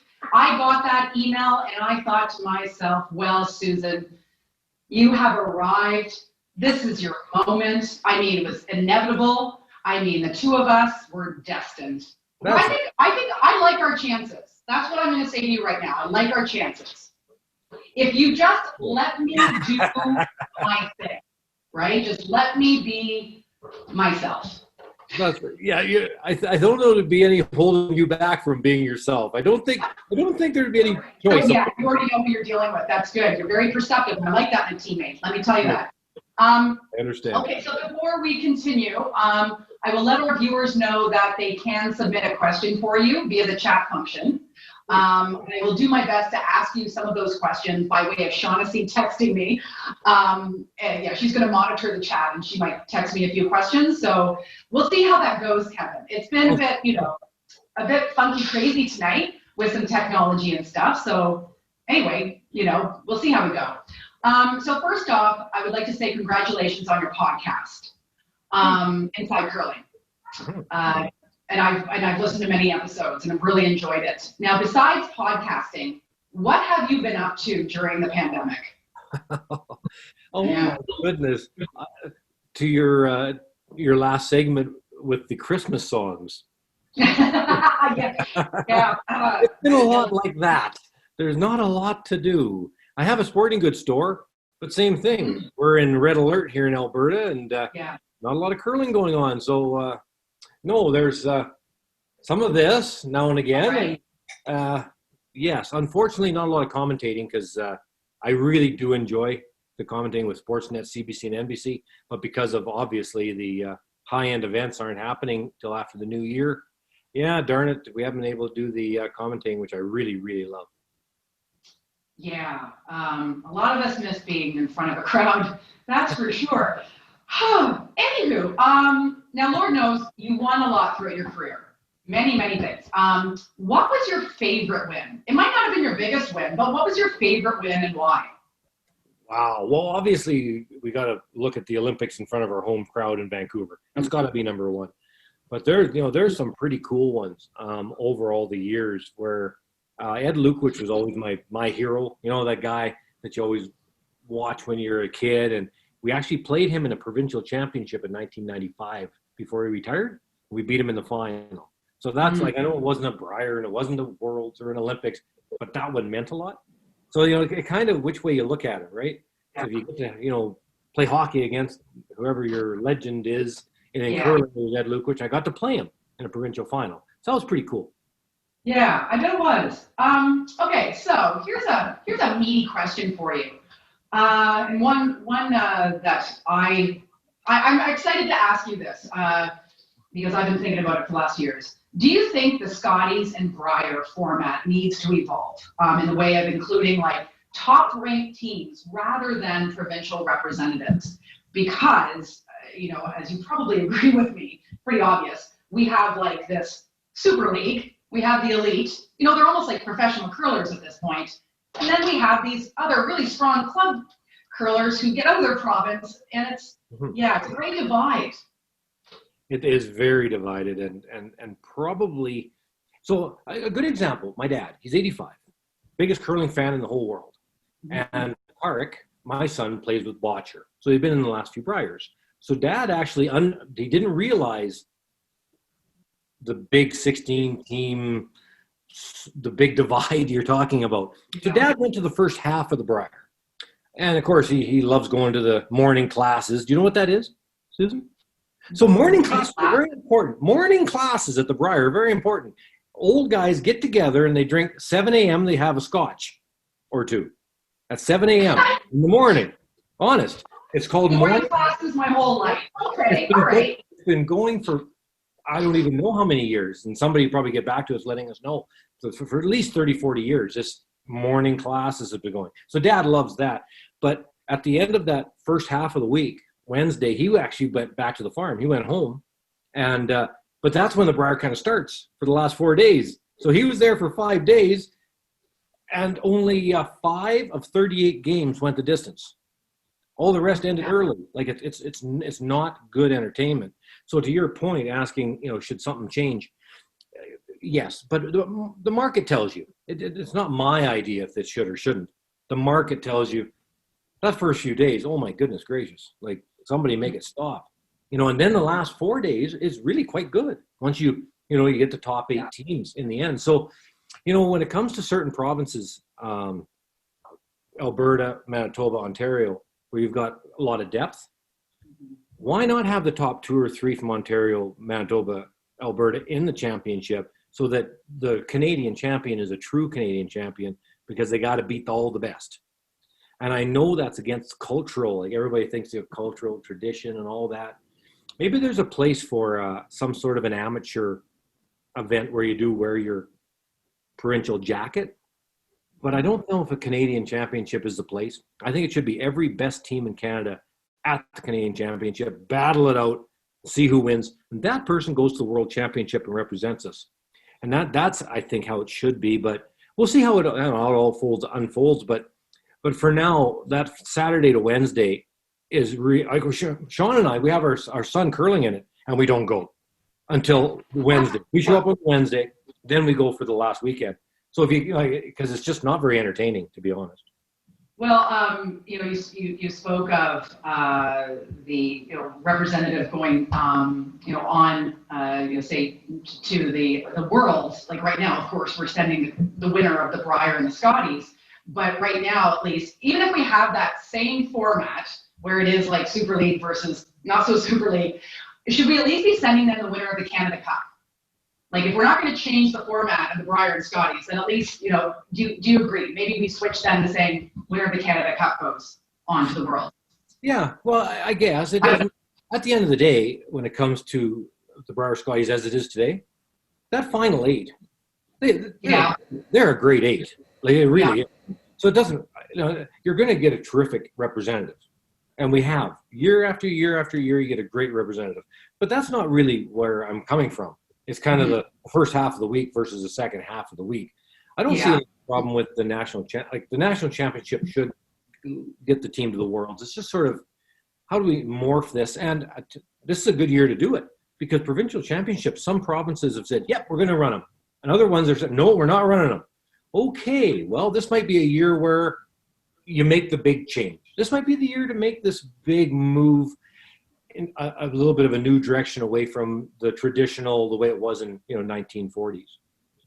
Well, yes. I mean, I think one of the kind of weird silver linings of the pandemic is that it has forced a lot of associations or organizations, businesses, to innovate in ways that they maybe previously perceived to be impossible. It's like they're forced to change things up, and could be actually then dealing with something much better. So to your point, there might be some kind of like weird gift to all this. Who knows?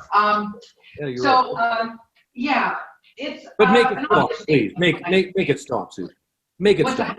But still make it. I'm good. I'm going to try. I am. I'll do all that I can. So it's an obvious statement when I say we club curlers make mistakes all the time. Like, we are fallible. But what's the most common mistake you see elite teams make? Well, yeah, you know what? I think probably it goes back to the work ethic and practice and repetition and throwing, and that would be at the recreational level too, at both levels. You get the people like the Mark Kennedys, the Rachel Holmans. Rachel's in Alberta now, so I see her, and she practices pretty much every day. Mark Kennedy, Brad Gushu, the top players are the top players. Why? Because of the amount of work they put in. It's not magic. Like, they're not magic people. They just work really, really hard at it. And I would say that would be in the recreational side too. Like, for me as a golfer, should I practice every day? No, I don't want to be, but I should practice some to get better. And I think that's probably the way to look at it from a recreational standpoint and a competitive standpoint. You get out what you put in. And if you want to really work hard at something, great. You'll get more out of it. And that's at the high level too. So, you and Colleen talk about this importance of practicing. I think we're onto something here. Colleen worked hard at the game too, all those years. Absolutely. I've known Colleen. She did the television for my Canadian Junior in 1985. So we've known each other for that long, 35 years. Wow. Amazing. Oh my God. Such a good person. Yeah, very good person. Real good friend of mine, but that's a long time. We've known each other now. Yeah. Wow. Okay. Just a couple of kids, you guys. You are. Okay, so you have curled with many great players over your career. Now, is there someone you wanted to play with but didn't get the opportunity? Wow, good one. I like that one. Hey, you know, all right. You have to be on a podcast someday. All right. Okay. We talked about it quite a bit, actually, and the person that we talked about playing together, Wayne, we never have, not one game, is Wayne Madaw. We really get along well, and a brilliant player, and we always used to argue who'd have to throw third, and we just and Jonathan Mead, we were going to have him play on the team too, and just for like one event, just for fun, and but it never happened, and that's something that we sure should have had happen, because that would have been a blast. Yeah, but that's one person. Yep.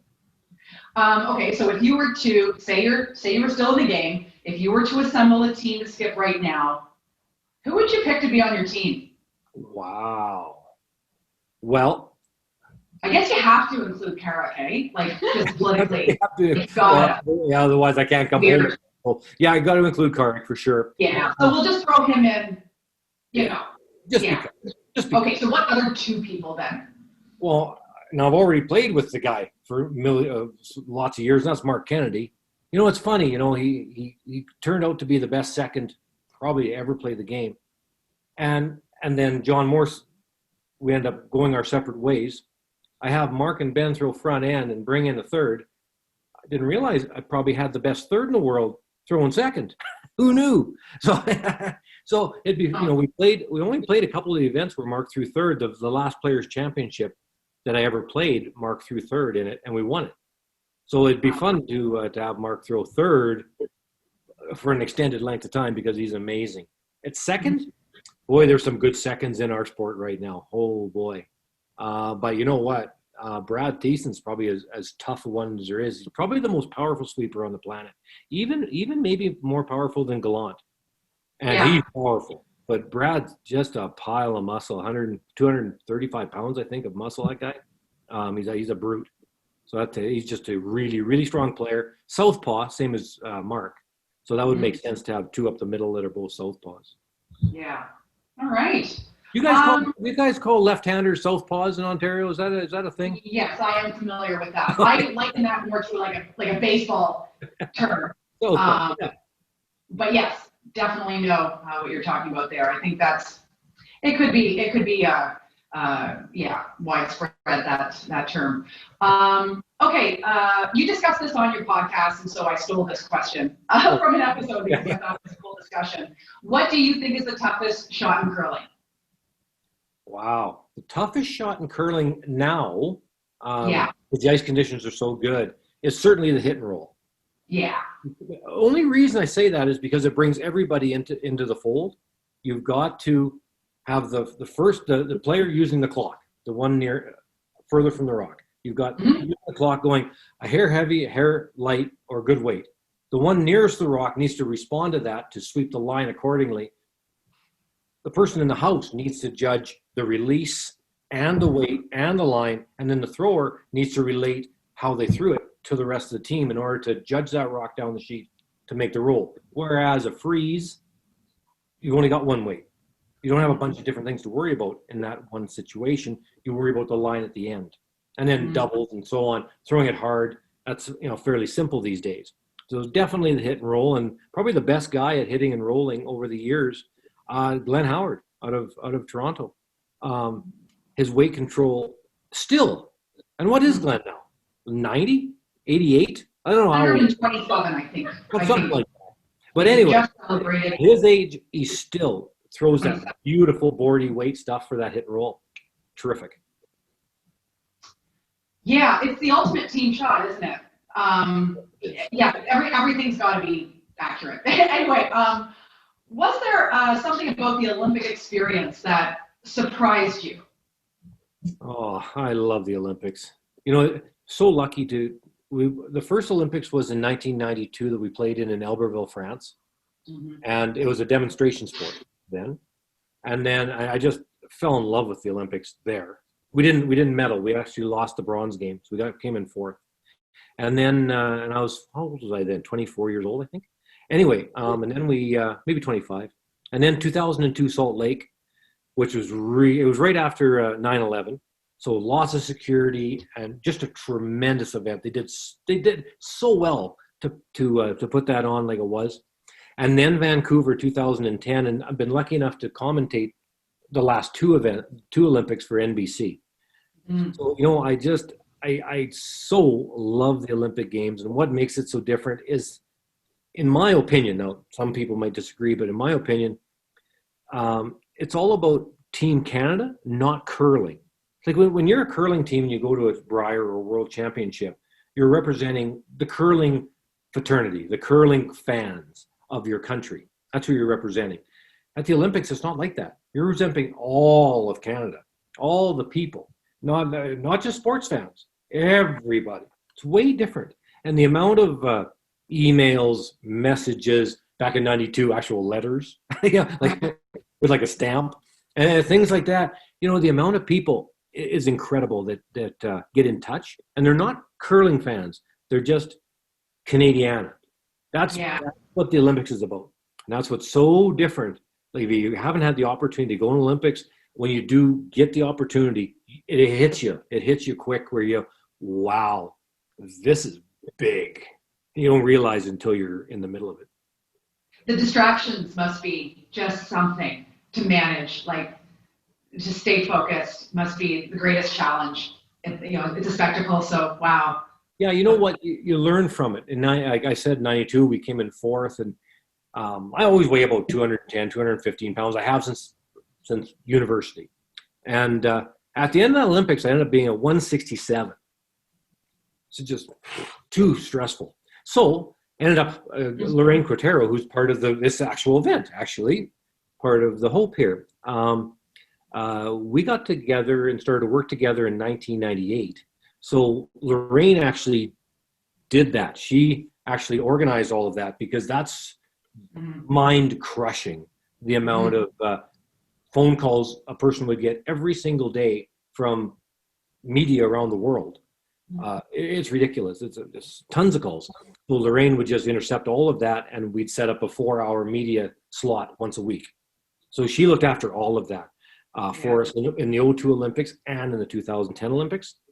That's what teams and athletes that go to the Olympic Games need to realize before they get there. It's too late. Once you win, it's too late because the world caves in on you quick. So you've got to be organized before. So the teams that are in the Olympic trials in curling or the trials in whatever sport, they really need, if you think you have a realistic chance, get the publicist, get your agent, get all these people in line in case you win. If you don't win, then all of a sudden, okay, you can just say, well, thanks a lot, but we didn't win. But if you do, it makes a huge difference to you, not just monetarily, but actually just health-wise. It's so hard on you. It's amazing. And do you like the timing of the Olympic trials, or do you think it's too soon before the Olympics? We're going December to about February. Is that enough time to really mentally prepare? What a great question to ask. I don't get asked that enough. I think you're right. I liked it because we're trying to win medals, and you're catching somebody when they're hot. So that distance is probably smart, because if it's a year prior or 10 months prior, somebody's hot then. Well, they might not be by the time the Olympics comes around, because sports is all about momentum. So I know there's two ways to look at it, because it is crazy. If you win the trials middle of December, you've got Christmas. And then if it's over in South Korea or Beijing next, you're probably going to leave by January 25th. You're probably going to leave. Yeah. You don't have very many days to get life organized, to get, are the wife or husband, are the kids coming? Oh my goodness. And try to get time off work and all of that stuff. I get it. It's probably easier for the athlete if you had 8 or 10 months. Mm-hmm. But I'm looking at it in the rearview mirror that I've been through it lots. I think it's best to squish it in there close to the Olympics so that you get your hot team. And of course, the dramatic difference between the Canadian teams and then, of course, the rest of the world is that the Canadian representatives, the men's and women's teams, and of course now we've got doubles, is that it's almost like they show up after winning the bloody Hunger Games, right? Like they had to fight to the death. They just they went to war and then showed up, right? All bloody and tired and sweaty, because really winning our trials is an amazing feat in itself. And then you've got these European teams or teams from Asia, and they've been there a few times, and well, they're just kind of like that's their job to go to the Olympics for the country, and they're just kind of all experienced and fresh, like or something. Very experienced. That's a big difference, and for players like Anna Hasselborg or Nika Dean or many different teams, they're going to get to the Olympics a lot. And you're right, they're relaxed. First game for a Canadian that hasn't been there. Oh my goodness, you haven't slept for a week. You're just so keyed up. And then somebody comes into their third, fourth Olympics, totally relaxed, ready to go. Boy, it's tough to compete on a level basis the first few games. Now, understanding after that, the Canadian teams. And we saw that, I think, at the last Olympics with both Team Cooley and Team Holm, and brilliant curling teams. But the stress, you could see the stress on them early in the week. And, I think it might have hurt our chances. So good points, real good points, because it's just, it is the way it is. For Canada to try to win to go to the Olympics more than one time in your life is very difficult. Yeah, it's just an amazing difference. Canada and then the rest of the world. Now, personally, like a few questions for you. What is your second favorite sport? Well, as a young person, I loved badminton. Loved it. But I got a metal hip now, so it doesn't like badminton very much. So I wouldn't say that anymore. I certainly play a lot of golf. Love golf. Really love baseball. I'm from a baseball family. My dad played, I played, the kids all play. So, I love ball, but probably at my age right now, golf. I play a lot of it. Yeah. Have you been binging anything on Netflix lately? Are you watching anything? You have any recommendations? I think since March, we have watched them all. You're just, emptied it out, hey? Okay. So much. What? Yeah, this has been a pretty good last few months for Netflix. I think they're doing all right. Oh yeah, well there are some winners in the pandemic, and like Zoom, Peloton. That's right. Netflix, Amazon. Yeah, there's some winners and there's some losers, but or at least ones that have had to pivot immensely. Anyway, also I'm just interested, like, what kind of music do you like? Are you country, and kind of older country. I love like the old Ricky Skaggs, Ricky Van Shelton, those types of things. Love it. All right. Well, my last question, on a scale of 1 to 10, how would you rate your sweeping? My sweeping? Yeah, I need to know this. We're going to be playing doubles together. Yeah. Oh, you'll do the sweeping. You don't want me sweeping. All right, that's fair. All right, no, I'll do the sweeping. It's fine. I think that's the best bet. All right. Well, we gotta find how we can be stronger than the sum of our parts. Well, Kevin, thank you very much for being with us tonight. It's been so great to talk to you. We all hope to see you on TV very soon. But in the meantime, we'll keep listening to you, Warren and Jim, on Inside Curling. That's right. And we're actually going to show a video that kind of captures some highlights of your career. Oh, cool. We're going to do that.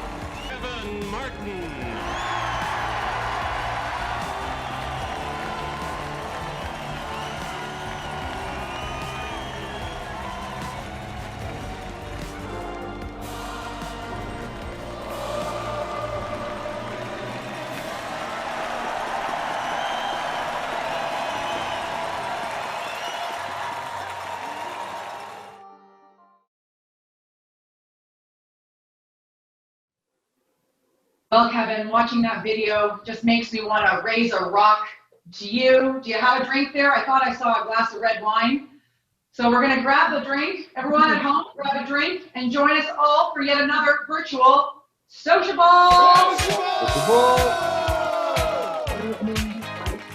Much, Kevin. It was great to talk to you. Thank you very much, Susan. Take care, everyone. Thank you. Thanks, Kevin. All we can do. And now we're going to hear from the Toronto Hope co-chairs. Yeah, I think we are. There we are. Hey, Heather. Hi, Susan. Thanks for welcoming us back here. Studio 238 in Toronto, Ontario. I wanted to just take a moment tonight to thank all of our amazing volunteers. As Shaughnessy mentioned earlier, the work looked very different this year compared to our in-person event.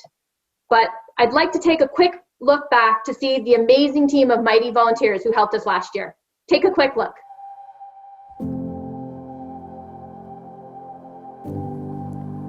The Toronto Hope would not be possible without the commitment and dedication of many people who devote an incredible amount of time and energy to ensure the success of our events. In recognition of these efforts, the Toronto Hope is proud to introduce the James Marshall Volunteer of the Year Award, named after my father. Being an active member in his community and a volunteer was very important to my dad. He gladly contributed his time and efforts in many different ways. As a young adult, he was a scout leader and a Sunday school teacher. He was also an enthusiastic coach for all of his daughter's sports teams. More recently, he served on many committees at our church and was very passionate about donating his time to the United Way of the Greater Toronto Area, Black Creek Pioneer Village, the Sharon Temple, and the United Church of Canada. Community service and volunteering were fixtures in my father's life. Our family is grateful that he was able to be a part of the start of the Toronto Hope movement last year, and we are incredibly touched that his legacy will live on through the James Marshall Volunteer of the Year Award. In the chaos of last year's busy event day, we do regret not presenting the award at our banquet. However, it's my pleasure to do that tonight. As you just saw in the video, we had an amazing group of people helping us with a full day of curling, meals, and entertainment. Everyone worked so hard to ensure that we had a successful day. However, we would like to recognize one person in particular. He was with us the entire day, moving equipment and supplies from the parking lot into the club, setting up tables, plating food, handing out skins. He was a real valuable asset and resource to us, and we really appreciated all of his hard work. Our 2019 Toronto Hope James Marshall Volunteer of the Year is Sean Strong. Thank you so much, Sean, for all of your work with the Toronto Hope. In preparation for tonight's event, it is really incredible how many people have worked and are working behind the screens to ensure and to produce a fabulous event for you. Shaughnessy, Christine, and I have leaned on our friends and our family to help.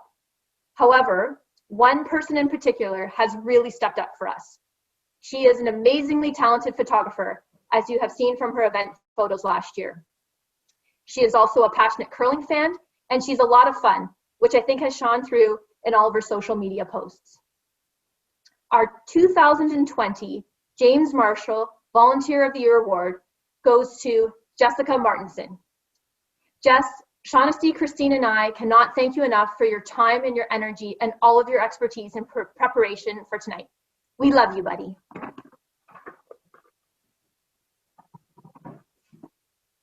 Oh, I had one more thing to say.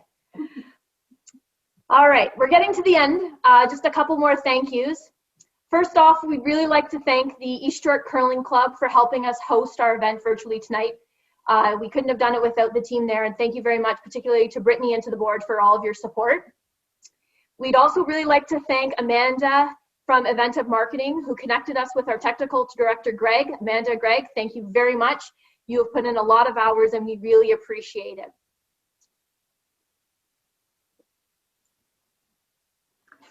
Whoa. To our talent, thank you to all of our TO Hope talent who graciously accepted our invitation to be involved with the TO Hope 2020 event and have spent many hours preparing for sessions. A special shout out to Susan Stewart, who has been a big supporter of the Toronto Hope. Much appreciated. And I'd like to thank all of you, because without you taking the time and the steps to register for the Hope, we wouldn't be able to all be together tonight. And I'd like to thank people who reached out to their friends and family and fellow curlers so that we could reach more people than we ever thought we could. I'd like to draw your attention to the fact that our online auction is still going until Monday. And if you do feel the urge to donate to the Odette Cancer Center please feel free to find the Toronto Hope team on the Sunnybrook site. All right, we have many partners that have made the TO Hope possible. Some of them have generously donated draw prizes, and we are happy to let you know who the winners are. We drew them at the fourth end break. Cue the slide of the draw prizes.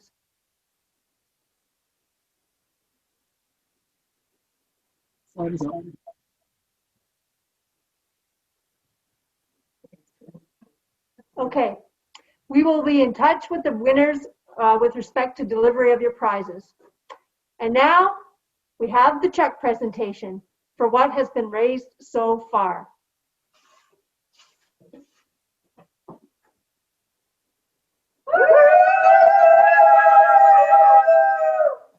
Okay, here we go.